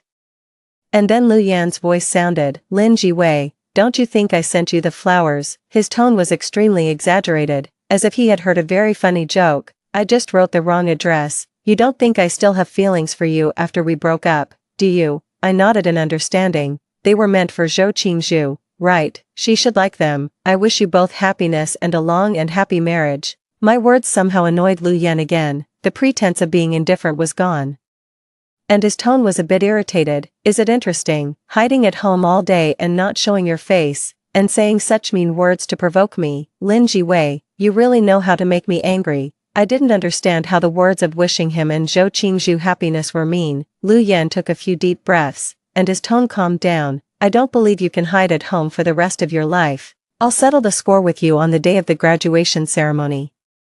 Lu Yan hung up the phone after saying that. I pursed my lips, a bit stunned, but Lu Yan was wrong. I had already booked my flight ticket. I wouldn't go to the graduation ceremony, and he wouldn't be able to take revenge on me in person. 17. As soon as the plane landed, I saw the person who came to pick us up. My mother had already bought a house abroad, and it had been cleaned up. When I woke up from my sleep, I received a message from my best friend. She patted her chest and promised, Jiwei, don't worry, on the day of the graduation ceremony, I'll pick up your graduation certificate for you. I smiled and said thank you again. There were still a few months before the foreign school started. During this period, I decided to explore the surroundings and see what parks and delicious restaurants were nearby. When I was bored and scrolling through Xiaohongshu, I came across Zhou Qingzhu's post again. The picture was a large bunch of red roses. The title of the post revealed a hint of shyness, sent by my crush. What does this mean? The comment section exploded, and people joked with her. Sister, in your city, do you call your partner crush? What does it mean? It means he likes you. If this isn't love, I'll stand on my head and wash my hair. No way, no way, there are already roses, and you're still not together. This guy is so shy. Zhou Qingzhu replied quickly. We're not together yet. But I heard he will confess to me at the graduation ceremony. The comment section was filled with comments about how romantic it was. Zhou Qingzhu sent a shy emoji. I'll post one last post on the day of the graduation ceremony, and then the crush series will end. Happy. It has to be said that big data is really powerful. I don't have Zhou Qingzhu's contact information, but every post she makes gets pushed in front of me. Before, I would feel stuffy in my chest, sad, and uneasy when I saw her posts. But now, I didn't feel the slightest bit of disturbance. The graduation ceremony, a public confession, Zhou Qingzhu's crush series ended completely. I also completely let go of the feelings for those 3 years. 18. Soon, the day of the graduation ceremony arrived. My best friend livestreamed for me and showed me the graduation certificate and degree certificate she picked up on my behalf. Time really flies. In the blink of an eye, we've graduated from university. After chatting with my best friend for a few words, I heard the noise behind her. The camera turned, and I saw Lu Yan's stiff face. His hair was swept up, revealing his handsome eyebrows and eyes. He seemed to have dressed up carefully, but for some reason, he looked restless and kept looking around, as if searching for something. I heard someone beside him urging, Brother Lu, it's time to confess. Not far from him, Zhou Qingzhu was wearing a dress and had a delicate makeup. She looked towards Lu Yan's direction from time to time, with a shy look in her eyes. My best friend joined me in watching the drama. I heard that Lu Yan is going to confess to Zhou Qingzhu. He ordered 999 roses yesterday, and it's going to happen on the playground. But it's strange, usually, for a confession, people use red roses. But Lu Yan bought all yellow roses instead. I thought of the flowers that were sent to the wrong address that afternoon and understood. Maybe Zhou Qingzhu likes them, so he could ignore the worldly rules and just send her the flowers she liked. My best friend sighed. I don't understand the taste of rich people. In my opinion, it would be better to buy 999 boxes of chocolates. It not only represents love but also isn't a waste. After looking at the certificates, I turned off the live stream. I didn't want to have anything to do with Lu Yan anymore. And I didn't want to see Zhou Qingzhu looking complacent either. How they confessed and how intimate and romantic they were had nothing to do with me anymore. 19. But even though I didn't want to pay attention, I would always find out for other reasons. After blocking Zhou Qingzhu's main account, Big Data pushed her secondary account to me. Sure enough, just as she said, Lu Yan confessed to her with 999 roses at the graduation ceremony. In the photo, the two of them were huddled together, looking very intimate. But Zhou Qingzhu was holding the yellow roses. Although she tried to raise the corners of her mouth, her smile looked forced, and Lu Yan had a blank expression, looking towards the school gate and not knowing what he was thinking. The secondary account didn't update very frequently, probably once a week. At first, the tone was excited and happy. Went to the aquarium with my boyfriend and saw the cute jellyfish babies. Went to a popular internet-famous restaurant with my boyfriend today. The food was really good. Sent my boyfriend a loving late-night snack. I'll also make loving breakfasts for him in the future. Hee. Later, the updates became more and more mean and angry. Was called a mistress by that bitch's friend again today. It's so funny. The one who isn't loved is the mistress. I just came along a bit late. My boyfriend has been more and more perfunctory towards me recently. No wonder he was bewitched by that fox outside. Hee. If I catch her, she won't get away with it. I want to kill someone. Why does he still call that bitch's name when he's drunk? We're clearly together. So why does he still think of someone else? No matter what, he's still mine now. There's no way he can go abroad to find that bitch. It's so funny, since I could snatch him away back then.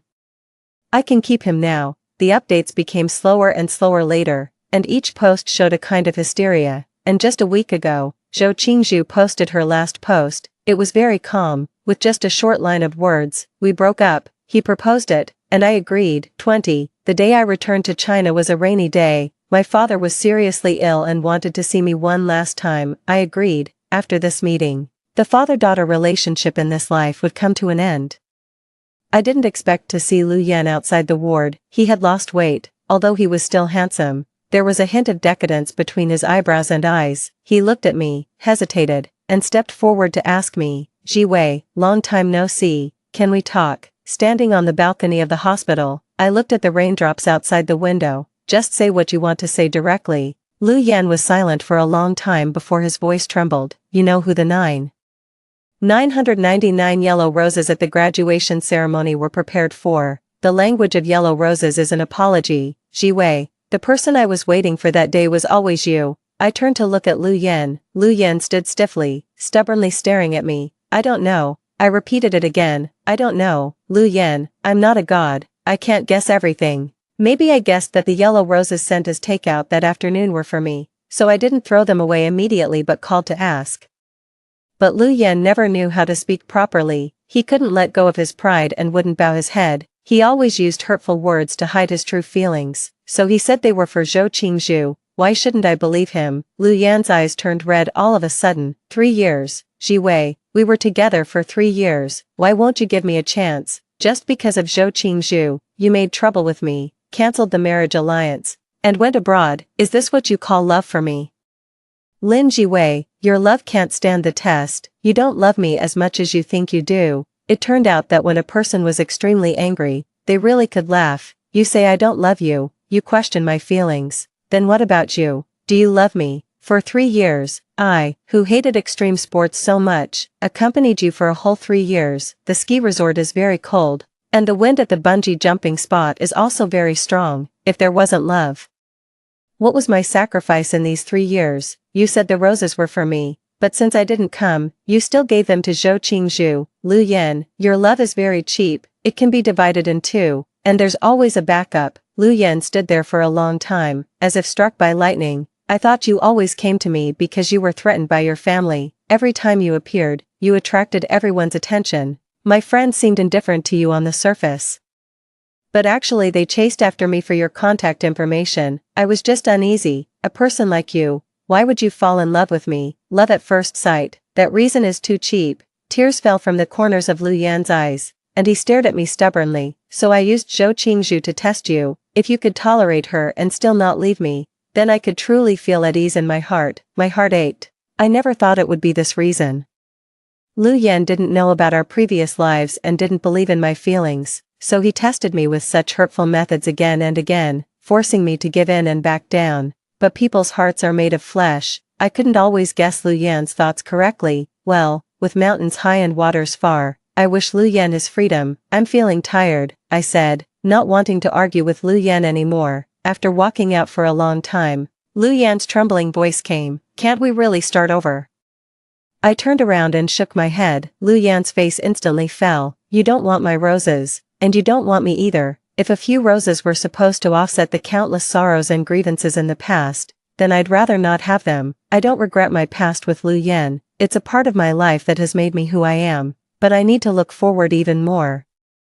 Once a rose is picked, it will wither. Once something hurtful is done, there will be scars, and I will plant my own roses that will never wither." Story 2. After the female lead's death, Hu Chun, the crown prince of the Hua family who was once clear as the breeze and bright as the moon, began to indulge in drinking, racing, and hating me. Hu Chun hated me and had me confined. On the anniversary of the female lead's death every year, late at night, he would come to torment me over and over again. "Yuan Jiao Jiao, why wasn't it you who died?" Later on, I really did die. After my death, I was reborn and returned to 10 years ago. At that time, the female lead was still alive. I took the initiative to break up, to let him have his love, but he burst into my home like a madman. His eyes were bloodshot and obsessive. "Yuan Jiao Jiao, you are mine, you were in the past life, and in this life, you cannot think of leaving me." 01.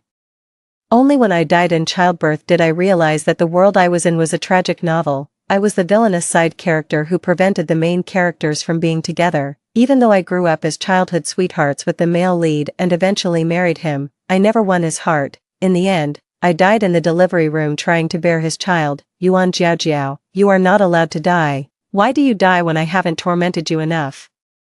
I drifted aside while Huiqing frantically shook my corpse on the hospital bed. He truly hated me. If given another chance, I would definitely not fall for him again. With this thought, I found myself swept away by a tremendous force. When I woke up, I was in the old Yuan family mansion, in a pure white princess room arranged by my parents. The girl in the mirror was young and fresh, with a tender and naive face.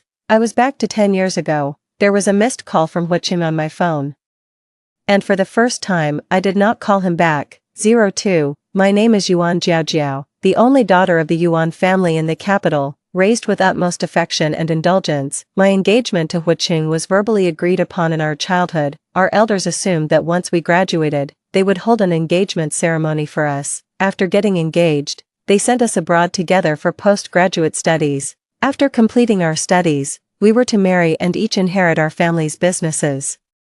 A perfect match, childhood sweethearts. According to the elders, Huiqing and I would be the most envied and happy couple in the capital's social circles. But then Chu Lin appeared. From the moment she entered school, she fell for Huiqing. Despite him already having a girlfriend, she approached him relentlessly, pursuing him. Initially, when Chu Lin confessed her feelings, Huiqing, with a furrowed brow, told her he had a girlfriend and even pulled me in front of her to show. Later, when Chu Lin gave up on him, he began to feel anxious and insecure. He said he had never seen a woman as carefree as Chu Lin. Gradually, he lost himself in Chu Lin's relentless pursuit. Chu Lin, like a blazing fire, rolled through Huiqing's life, which should have been smooth and prosperous, leaving it completely unrecognizable. Even after her death, he remembered her for a lifetime, and he hated me for a lifetime, tormenting me for a lifetime. 03, in this life, the female lead Chu Lin still appeared.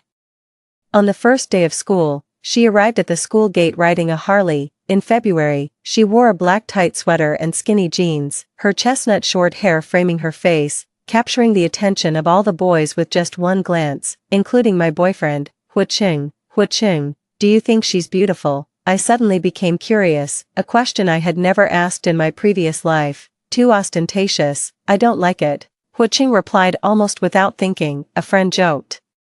In Huiqing's heart, you're the most beautiful. Huiqing didn't argue but merely hooked his lips lightly. In the eyes of our friends, this was an affirmation. They held an excitement. Huiqing, you're so whipped. Jiaojiao is blushing. Huiqing is definitely going to be whipped by his girlfriend, and surely by his wife later. Huiqing let them tease, slightly bowed his head to tuck my stray hair behind my ear, and I shyly lowered my head in response. In my ears, the sound of Huiqing's heartbeat, the laughter and teasing of friends, was like the most passionate youth anthem of a summer day, yet my mood was as cold as ice. The chill was bone-piercing. Just moments ago, when Chu Lin smiled, I witnessed the astonishment in Huiqing's eyes. It was brief, but it was a look I had only seen once before. At my 16th birthday party, Huiqing attended with the elders of the Hua family. Encouraged by my mother, I performed a solo dance to Swan Lake. That night, Huiqing found me in the glass room under the moonlight. He said, Yuan Jiaojiao, your ballet just now was the most beautiful dance I have ever seen. I believed him, my face flushing red under the moonlight, but as it turned out,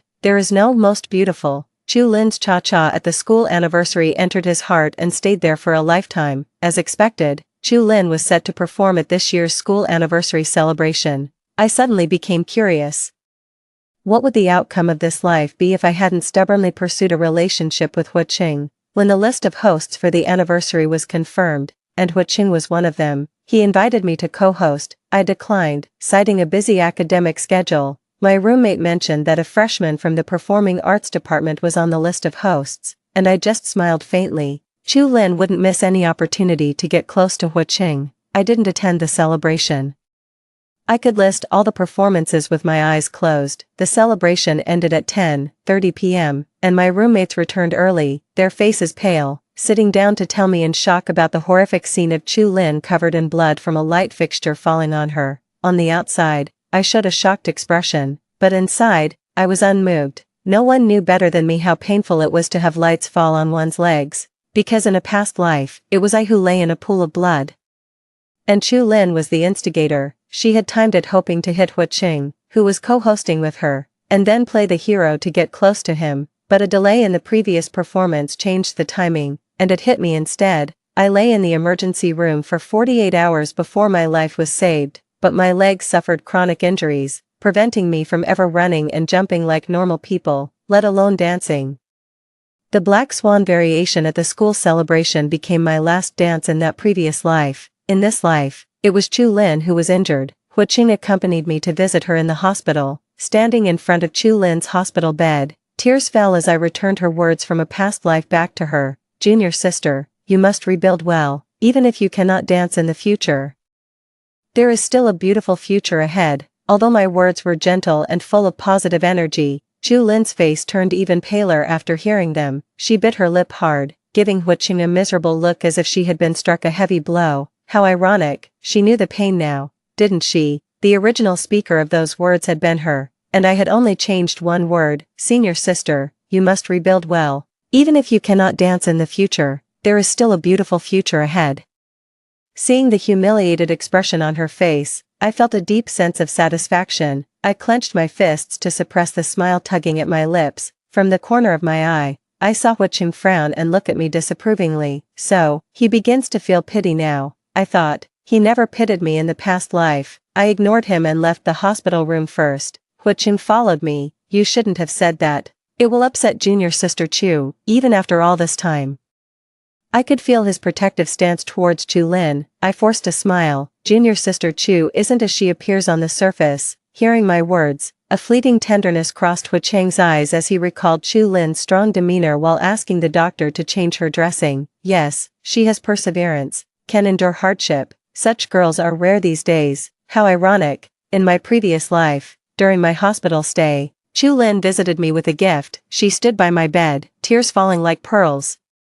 And it just so happened that Huiqing saw this. After she left, Huiqing said to me, Junior sister Chu is quite sensible, not quite what her appearance would suggest. That year, he was a senior, although it was time to hand over the presidency of the student council to the next generation. He fought against the opinions of others and held on to the position until graduation. Later, I realized it was because Chu Lin was a member of the school's publicity department.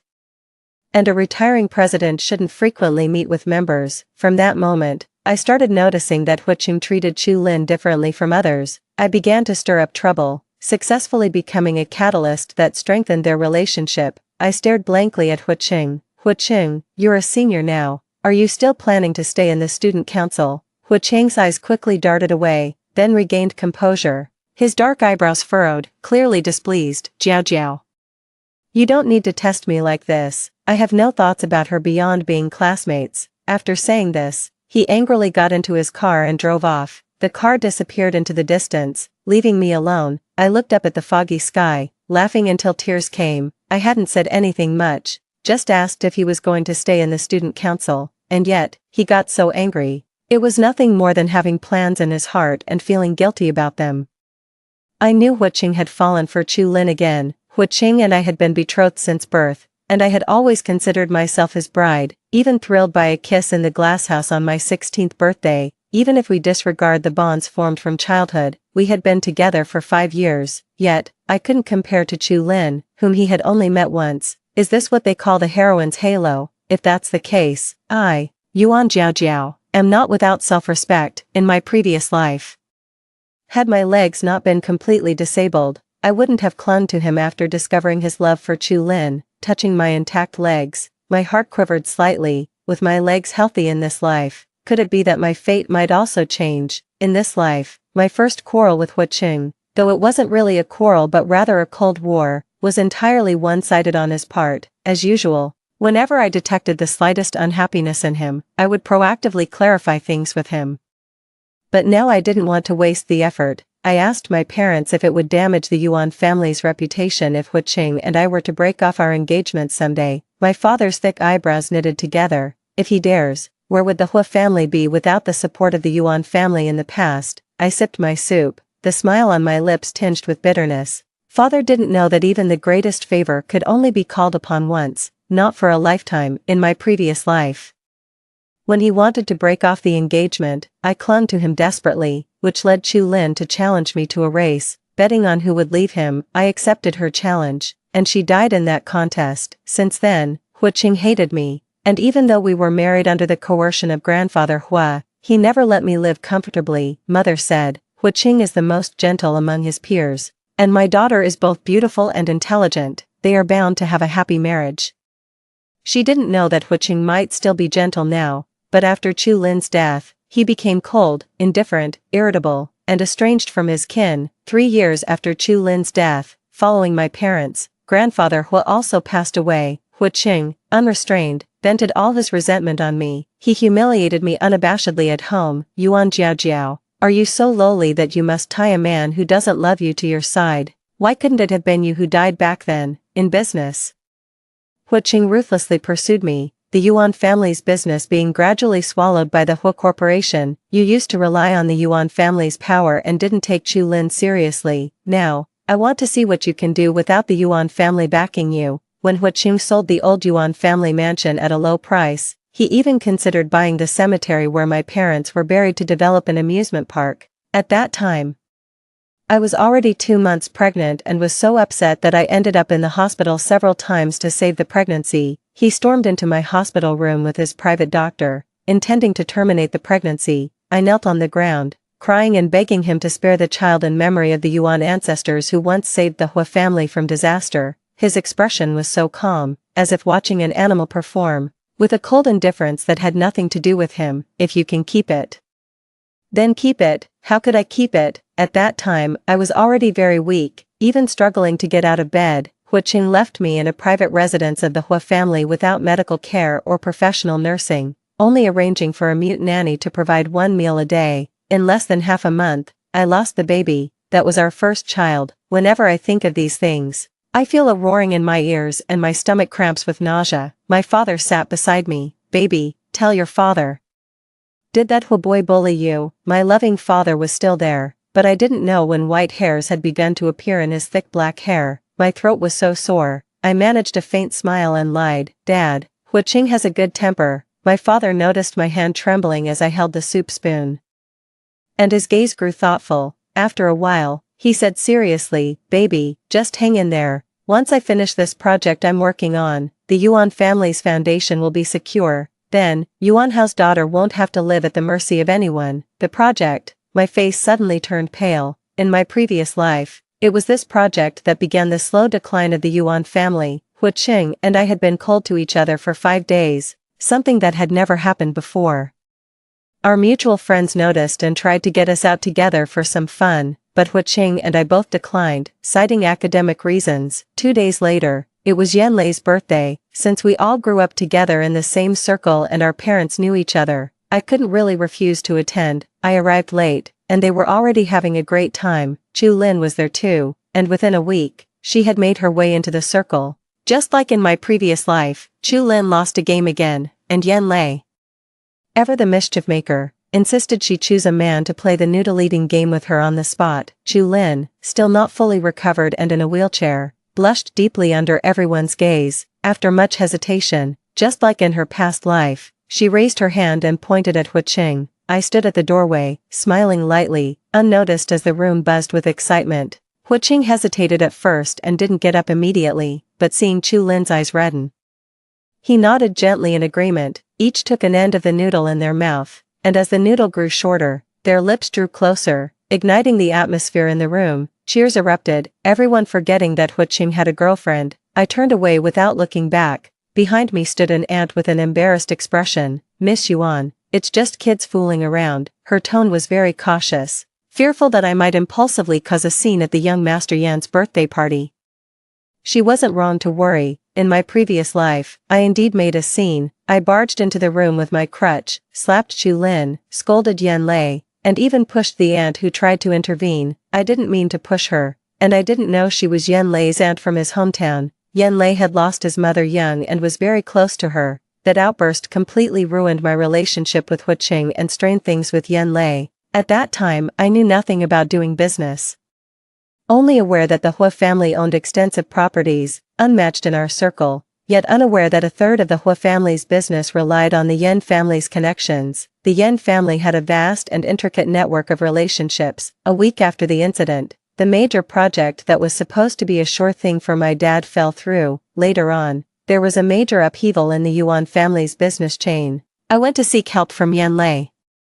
But I couldn't even get through the gates of his house. Uncle Yan didn't like me. He forbade Yan Lei from helping me, and even more from getting involved in the matters between Hu Qing and me. Auntie, could you please give this gift to Xiao Lei for me? I won't go in. I smiled as I handed the gift to the auntie, then quietly left. It was as if I had never been there. The next day, Yan Lei made a special trip to see me at school, and we met at a coffee shop outside the campus. Yan Lei arrived first and ordered my favorite, a cherry blossom latte. He first thanked me for the gift I sent him, then delicately said, "Jiao Jiao, I'm sorry, we drank too much last night, don't take it to heart, okay?" Auntie must have told him everything she saw last night. It's fine. My smile remained as I shook my head at him. He sighed in relief. As long as you understand, Hu Qing knows his limits. I heard from my dad that old Mr. Hu met him for tea recently and said that as soon as Hu Qing graduates, he'll formalize the engagement with your family. It should be soon, right? Soon, according to the trajectory of my previous life, it would be next month. But this time, Hu Qing and I won't get engaged. I blinked, pretending not to understand. Really, actually, I think both Hu Qing and I are still young. There's no rush. Besides, each of us belongs to our own families, if not Hu Qing. My marriage partner could be another young man from the capital, or there could even be some changes. Yan Lei paused, lifting his eyes to look at me, a glint of starlight in his gaze. You didn't say that before. When we graduated from high school, I confessed to you that I only liked him, youthful and naive. I thought liking someone meant for a lifetime, but feelings cannot be measured by time. A lifetime is too long, and liking only one person seems too dull. I chuckled. I was just a child back then. Yan Lei seemed a bit agitated. And now, what about now? I stirred my coffee, not answering his question directly. Instead, I gently placed my hand on his. If one day I have a falling out with Hu Qing, you would help me, right? Yan Lei trembled, his ears turning red uncontrollably. He grasped my hand with his other hand, but only briefly, then he quickly let go. Yan Lei met my gaze, nodding firmly. Of course, he looked at my hand on his, pursing his lips. Jiao Jiao, even if you didn't do this, I, and the Yan family behind me, will always be on your side. Yan Lei had liked me since we were young, but I never felt the same, so he always stayed by my side as a friend. Initially, I just considered him a friend, but after he confessed, I avoided him. Then he became good friends with Hu Qing. After pushing away his aunt's issue, he was indeed mad at me for a while, but when he later found out that Hu Qing was with Chu Lin, he came to persuade me to break up with Hu Qing and consider him. At that time, stung by Hu Qing and Chu Lin, I felt that the unattainable is always the most desirable, and so I rejected him. There was never anyone else by his side. Only later did I find out that the Yuan family was suppressed by Hu Qing. He helped me a lot behind his dad's back. The day I died, he was attending a meeting abroad. Just out of the meeting room, he heard the news of my death and vomited blood. He rushed back, wanting to see me one last time. Unfortunately, the plane on his return journey had an accident. My eyes became sour, and my vision gradually blurred. I looked at the blushing big boy in front of me, feeling a bitter sweetness stir within me. Thank you. Seeing the tears welling up in my eyes, Yan Lei panicked. Jiao Jiao, don't cry, don't worry, I'll stand by you. I know you mean well, but your father. Yan Lei lifted his chin proudly. My dad, the big romantic, listens to everything I say. Uncle Yan truly is a rare romantic in our circle. Yan Lei's mom passed away from complications during childbirth, and Uncle Yan raised him single-handedly without remarrying. In this life, I haven't caused Yan Lei's aunt to be hospitalized. The Yuan family hasn't fallen into ruin, and my reputation is still intact.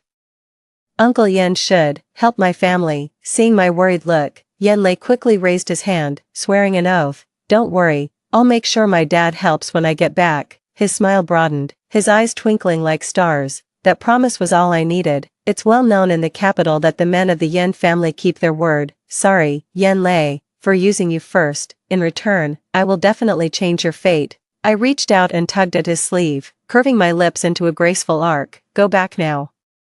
And remember not to let anyone know. Yan Lei touched my hair lightly with his hand and grinned. I understand. As the car disappeared around the corner, I moved forward a few steps to a black van parked nearby. using the closed windows as a mirror, I examined my bull with a serene face. 11. Inside the black van, who, the assistant in the driver's seat, dared not make a sound. Hu Cheng's dark eyes were fixed in the direction of the school gate. He had originally promised Chu Lin to take her for a checkup today, but coincidentally, as the car reached the school gate, he saw Yuan Jiaojiao entering a cafe by the roadside.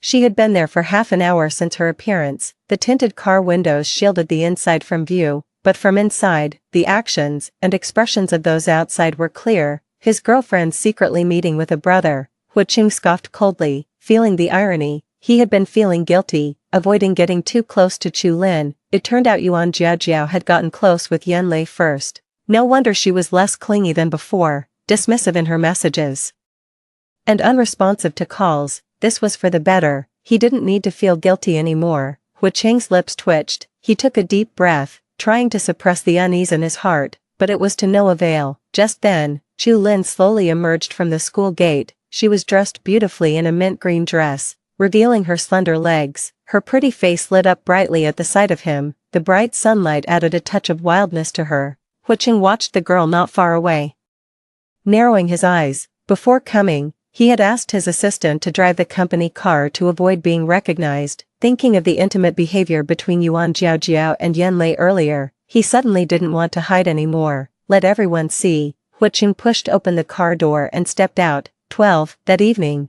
Dad announced that the project was finalized. With Uncle Yan's connections, it was settled over a dinner. I called Yan Lei to thank him, but he hung up. 3 seconds later, he video called me from the gym. The person in the camera's lens has fair skin dotted with fine beads of sweat, and bright red lips. It makes one's heart skip a beat. I called to thank you. Did I disturb you? The man paused mid-action, his bright eyes intently staring over. Do you still need to say thank you to me? At those words, I pursed my lips and remained silent. Seeing that I made no comment, Yan Lei coughed. I don't mean to rush you. Take your time. I won't mention it to Hu Cheng. Anyway, I'm fine with it. It's just that sometimes I want to see you, but I'm afraid to seek you out. After all, it's not officially acknowledged, and it could lead to gossip. After he finished speaking, he moved the phone slightly away. He lifted his shirt hem and wiped the sweat from his face. In doing so, he revealed a clear set of abs, so striking that it was hard to look away. Honestly, Yan Lei has a better physique than Hu Cheng. I swallowed and shifted my gaze away lightly. As for Hu Cheng, I'll handle it as soon as I can, but maybe I'll need your help again. Is that okay? The man in the video looked at me and grinned with a flash of his teeth. Happy to help. That evening, someone captured a photo of Senior Hu Cheng from senior year picking up a junior girl in his car. I remained indifferent, continuing with my usual routine of classes, library, and dorm. A kind classmate came to warn me, but I only responded, I believe Hu Cheng isn't like that. And although I haven't met Junior Chu personally, I've heard from other friends that she might seem unapproachable, but she's actually very nice. The person hesitated to speak further, then just shook their head and left. Later, rumors spread that Chu Lin and I were close friends and that Hu Cheng picking her up was at my request. My roommate saw this and scoffed. Who would want to be friends with that kind of person? I don't know who started that rumor. Who else but Chu Lin herself? Trying to snatch Hu Cheng and step on me to gain a good reputation, playing both sides. That's the heroine for you. Let her take Hu Cheng if she wants, but I absolutely won't allow her to step on me to climb higher. A week after Yan Lei's birthday, a video of Hu Cheng and Chu Lin playing a game was posted on the school's forum. Overnight, the way people looked at me changed from mere disappointment to sympathy and indignation. In a previous life, Hu Cheng told me it was just a game and not to take it to heart. But was it really just a game? I skipped class with my roommate Tang Tang and bought a bunch of snacks. When we reached the student union, they told me Hu Cheng was in the office, carrying a lot of stuff. 2 classmates volunteered to help carry it up. Just as we reached the president's office door, we heard voices inside. I didn't know any of the people there at the time, except you a bit. I didn't expect it to be misunderstood. I'll go to Yuan's dorm later to explain, and I'll clarify on the forum too. Hu Cheng leaned on the desk, facing the window, with the female voice falling into his ears as he rotated his wristwatch. His tone was emotionless. No need, let them talk. Chu Lin was silent for a while. Her tone agreed. I'm sorry, I didn't know you had a girlfriend. Hearing this, Tang Tang couldn't hold back anymore, thrusting the snacks into the arms of a classmate behind her. She kicked open the door and pointed at Chu Lin, erupting in anger. give me a break. Who in this school doesn't know Jiao Jiao and Huiqing are a couple? Their photos have always been pinned at the top of the school forum, and last year in the school's promotional video they were even holding hands on camera. If you're blind you should at least have ears. During the school anniversary, when Huiqing was hosting, the girls were shouting Jiao Jiao's name so loud they almost broke their throats. Are you deaf? Even if you are blind and deaf, wouldn't you ask if someone has a partner before playing flirty games with them? The other members of the student union who had come up laughed. Their looks toward Chu Lin were full of disdain. Chu Lin, suddenly exposed. Her face flushed red, instinctively looked towards Huiqing. Huiqing looked deeply at me. Why did you come today? Not yesterday, not the day before, but today. She probably thought I was disrupting her plans. Chu Lin slightly curled her lips, lifted her chin proudly, and looked at me with a hint of triumph. Before coming here, I thought these two would deny everything to the end, but I didn't expect Huiqing to be so careless. He even openly showed his disdain. I lowered my head.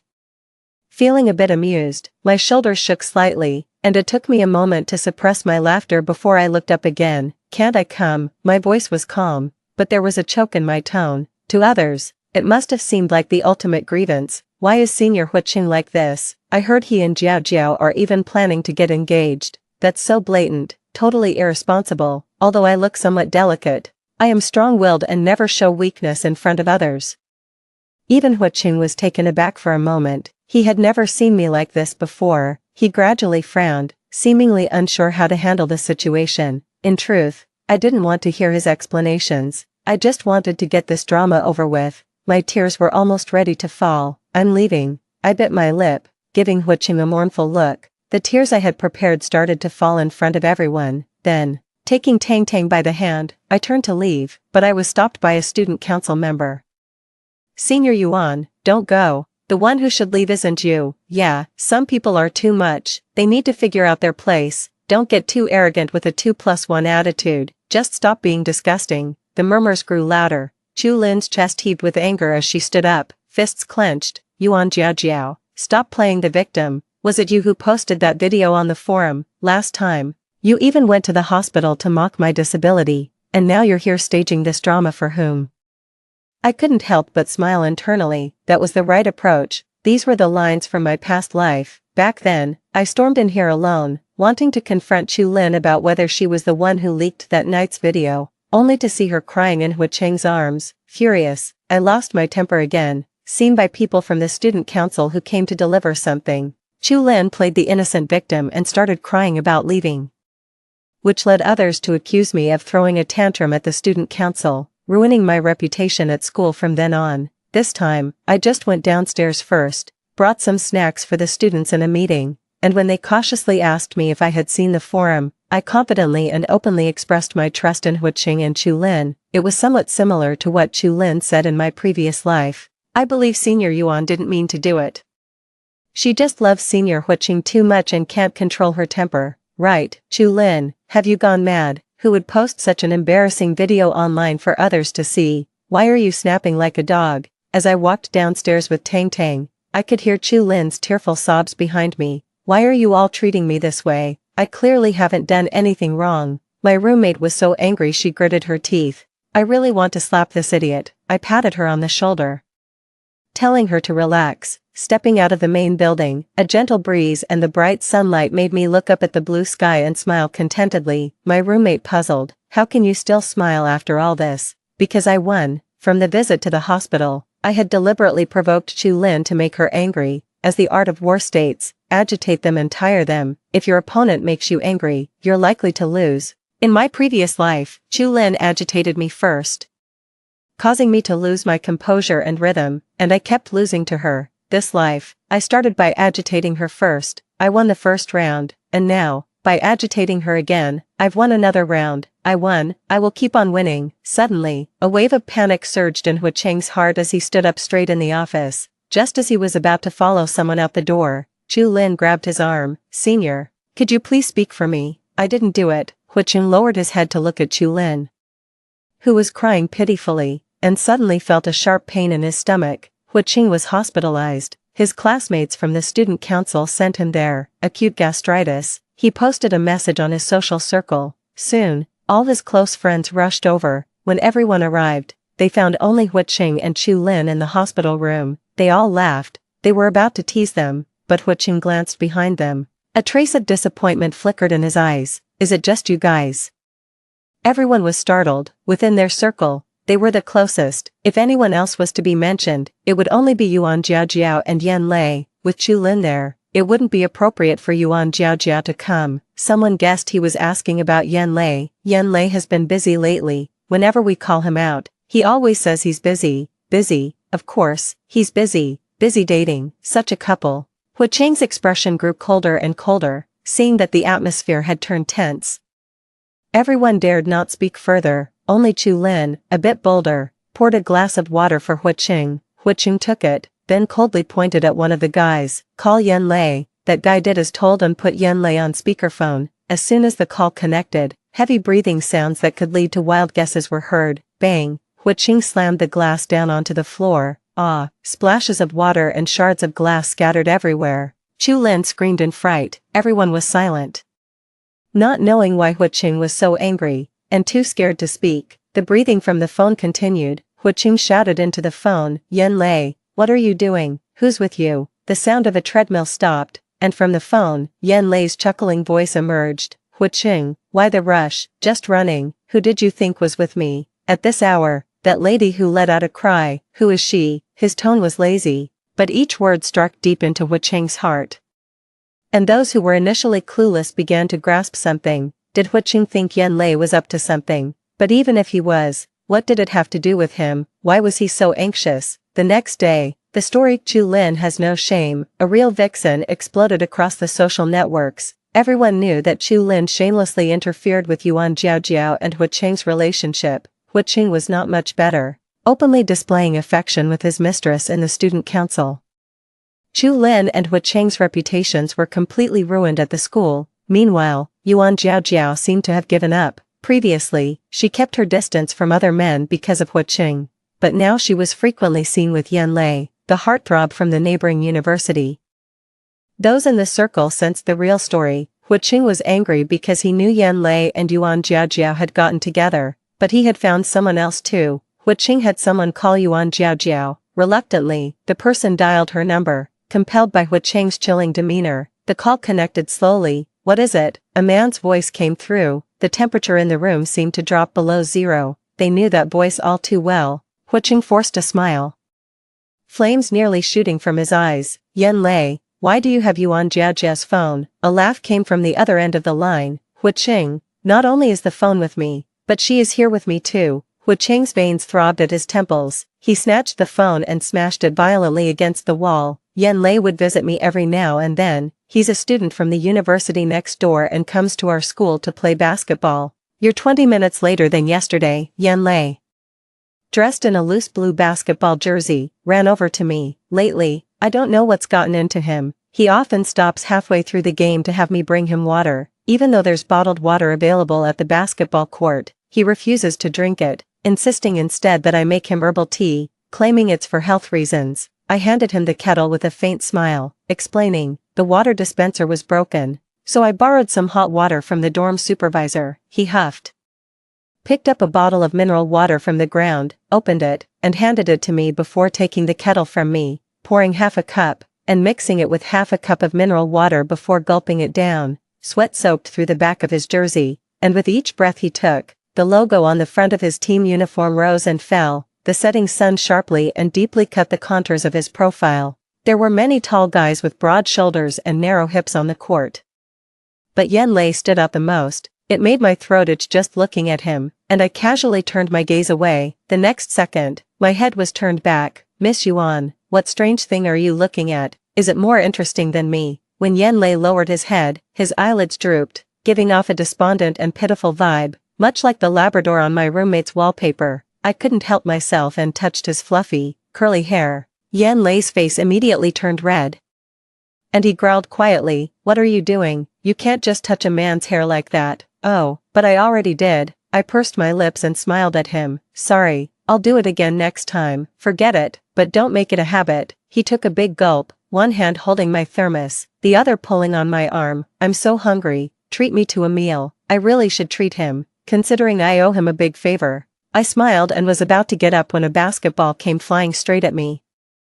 I was frozen in place, terrified, as a dark shadow approached, lightning flashed and thunder roared, and a large hand caught it, slamming it back. Yan Lei shielded me behind him and yelled, "Hu Qing, what are you doing?" Hu Qing had arrived at some point. Without Chu Lin by his side, he often played basketball, but each department had its own court, and he seldom came to ours. Hu Qing wasn't in his basketball jersey but wore a simple jacket, sweatpants, and sneakers. Looking like he had just finished class, I always felt. He looked up at Yan Lei, his lips gradually straightening into a line. Sorry, it slipped. Both of their faces turned cold, creating a tense standoff. The air seemed to be filled with the smell of gunpowder. Yan Lei, I tugged at his arm, and he looked down at me in surprise. I'm hungry, let's go. I smiled at him. He stared at me for a couple of seconds, then pursed his lips. What do you want to eat? What do you feel like eating? Are you really treating me? Yeah, no, don't. I can't accept a girl taking me out for a meal. Under the setting sun, we walked side by side out of the basketball court, neither of us giving Hu Qing another glance. Hu Qing stood rigidly in place, everything around him receding at an unusual pace. All he could see were the fading figures of the two of us, so near yet so far. The dimming sunlight stretched his shadow long. Perhaps even he hadn't noticed. But his fingers hanging by his side were trembling slightly. When Hu Qing called me, I was washing my hair and couldn't answer. By the time I dried my hands and tried to pick up, the call had ended. I didn't call back and rushed off to class instead. Unexpectedly, Hu Qing was waiting for me in my classroom. Seeing someone secretly taking photos with their phone, I was on edge. It was a large class that lasted all afternoon. Attending class under the watchful eyes of everyone was uncomfortable, according to the plot. At this time, Hu Qing should have been getting along well with Chu Lin. Why did he come here? Is there something you need? I asked quietly, turning my face to the side. I'm here to accompany you in class, Hu Qing replied without looking up, seemingly oblivious to the stares of others, his eyes fixed on the book he brought. With our current relationship, that's really not necessary. Everyone knows we had a falling out. Hu Qing slightly lifted his eyelids, his gaze deep and unreadable. What relationship do we have? If I remember correctly, you are my girlfriend. It's surprising he still remembers that I am his girlfriend. He didn't seem to remember that when he was playing games with Chu Lin. I gave a faint smile. We broke up a long time ago, did we? He flipped through his book, not looking up. I don't recall that. I bit my lip, puzzled by his thinking. Fine. We're breaking up now. Make sure you remember this time. Hu Qing closed his book, looking up with a hint of melancholy in his eyes. I only remember that the Hua and Yuan families had arranged a marriage between us since we were children. Breaking up with Hu Qing wasn't going to settle the arranged marriage. When Hu Qing left, he said, "Grandfather wants you to come over for dinner on Sunday evening, in a past life." It was at this dinner that Grandfather Hu asked me if getting engaged to Hu Qing next month was too rushed. At that time, my disagreements with Hu Qing had escalated, and unable to endure the humiliation, I complained to Grandfather Hu about him. I told him about Hu Qing's involvement with a girl of humble origins. Grandfather Hu, who values social status, struck Hu Qing and even talked about setting things straight with Chu Lin. Under pressure, Hu Qing agreed to the engagement. But the engagement party never happened, because the night before the engagement, he deliberately soaked himself in ice water all night and ended up in the hospital. To avoid marrying me, he was even willing to risk his life. This time, when Grandfather Hu asked, I planned to refuse directly, but I didn't expect Hu Qing to agree before I could speak. Even though Grandfather Hu was asking me, he interrupted. Grandfather, Jia won't mind, we've been together for so long. Before coming here, I had already discussed it with my parents. They were also aware of Hu Qing and Chu Lin's situation, yet now, seeing Hu Qing still wanting to go ahead with the engagement, my father was furious, with eyes full of anger fixed on Hu Qing, who was calmly having his soup. He restrained his rage and said lightly, "Let's not discuss the engagement for now. Jia is still young, and her mother and I would like to keep her with us for a few more years. Times have changed, and there's no longer any need for equal social standing in marriages. If Shachin truly likes that girl, he should bring her over for Grandpa to meet." I didn't expect my father to be so direct, which made Hu Qing suddenly look up. Instead of looking at Grandpa Hu, he looked at me in disbelief. He hadn't expected me to tell my parents about it. He thought at most I would be upset with him, but that we would still get married. After all, I loved him so much. he was too confident. Grandpa Hua found out and decided to enforce the family discipline. Huiqing couldn't escape a beating, but this time, without my insistence, the marriage was called off. My relationship with Huiqing was officially over. That night, I posted on my social circle, once wished for us, now wishing for you and me. Many friends privately messaged me asking what happened. I simply replied, we broke up. There was no need to explain further. They all knew about Huiqing's heated affair with a girl outside our circle. The Yuan family and Yuan Jiaojiao were not at fault. I watched the drama unfold like an outsider. In this life, I was a perfect victim. Huiqing and Chu Lin stood at the lowest moral point. Only one person liked that post in my social circle. It was Yan Lei. At midnight, he called me. Want to go see the sunrise? Sure. I put on my prettiest dress. Quietly, I ran downstairs and got into Yan Lei's car. The air conditioning was on, and he handed me a blanket with a flushed face. It'll take an hour and a half to get there. You should sleep a bit. I took the blanket, looked at him for a while. Why is your face red? Is it? I blinked. Come closer. Let me see. He pursed his lips, came closer. His face got even redder. I moved closer. Our lips touched. The touch and temperature just right. Sorry, I wanted a kiss. Is that it? What else did you have in mind? His eyes deepened, a faint blush in his glance. I licked my lips unconsciously. The strong scent of masculinity hit me. The heat of his lips, his solid body. Yan Lei was skilled. A tingling sensation spread as fireworks exploded in the distance. I was lost in the splendor. The sunrise was beautiful. As the sun rose from the horizon, Yan Lei took a photo of me and posted it on his social circle. Caption, lover. The comment section exploded. Are you guys together now? So early in the morning, you were together last night. I zoomed in on Jiajia's neck. I leaned on Yan Lei, laughing uncontrollably at the comments. I had never experienced this feeling of being declared before. I saw Yan Lei replying to everyone. Finally got the chance, of course. I had to secure it early. I turned my head. The man beside me staring at his phone with a victorious smile. The sunlight made his face look stunning. After almost a sleepless night, I caught up on some sleep the next morning. It was pouring outside. The maid hesitated as she pointed downstairs. Master Hua has been here for a long time. Miss, be careful. I always feel that Master Hua is a bit strange. The moment I saw Huiqing, I understood what the maid meant by a bit strange. In just one night, he seemed like a completely different person. He was sitting on the sofa when he heard a noise and looked up. His usually cold and indifferent eyes were like two bottomless black holes. My heart skipped a beat. The man in front of me was a spitting image of the one 10 years later, full of hatred and brooding. I was certain that Huiqing had also returned, and when he saw the marks on my neck, his eyes suddenly turned bloodshot. A bad premonition washed over me. The next second, Huiqing rushed at me like a madman. He grabbed my neck with both hands. Yuan Jiaojiao, who allowed you to be with Yan Lei? I tried to pry his hands off, but it was useless. The disparity in strength between men and women left me powerless to fight back. As I began to suffocate, I saw my aunt try to pull Huiqing away, but he pushed her aside with one hand. Yuan Jiaojiao, you belong to me, in past lives and in this one too. Don't even think about leaving me. His eyes were blood red.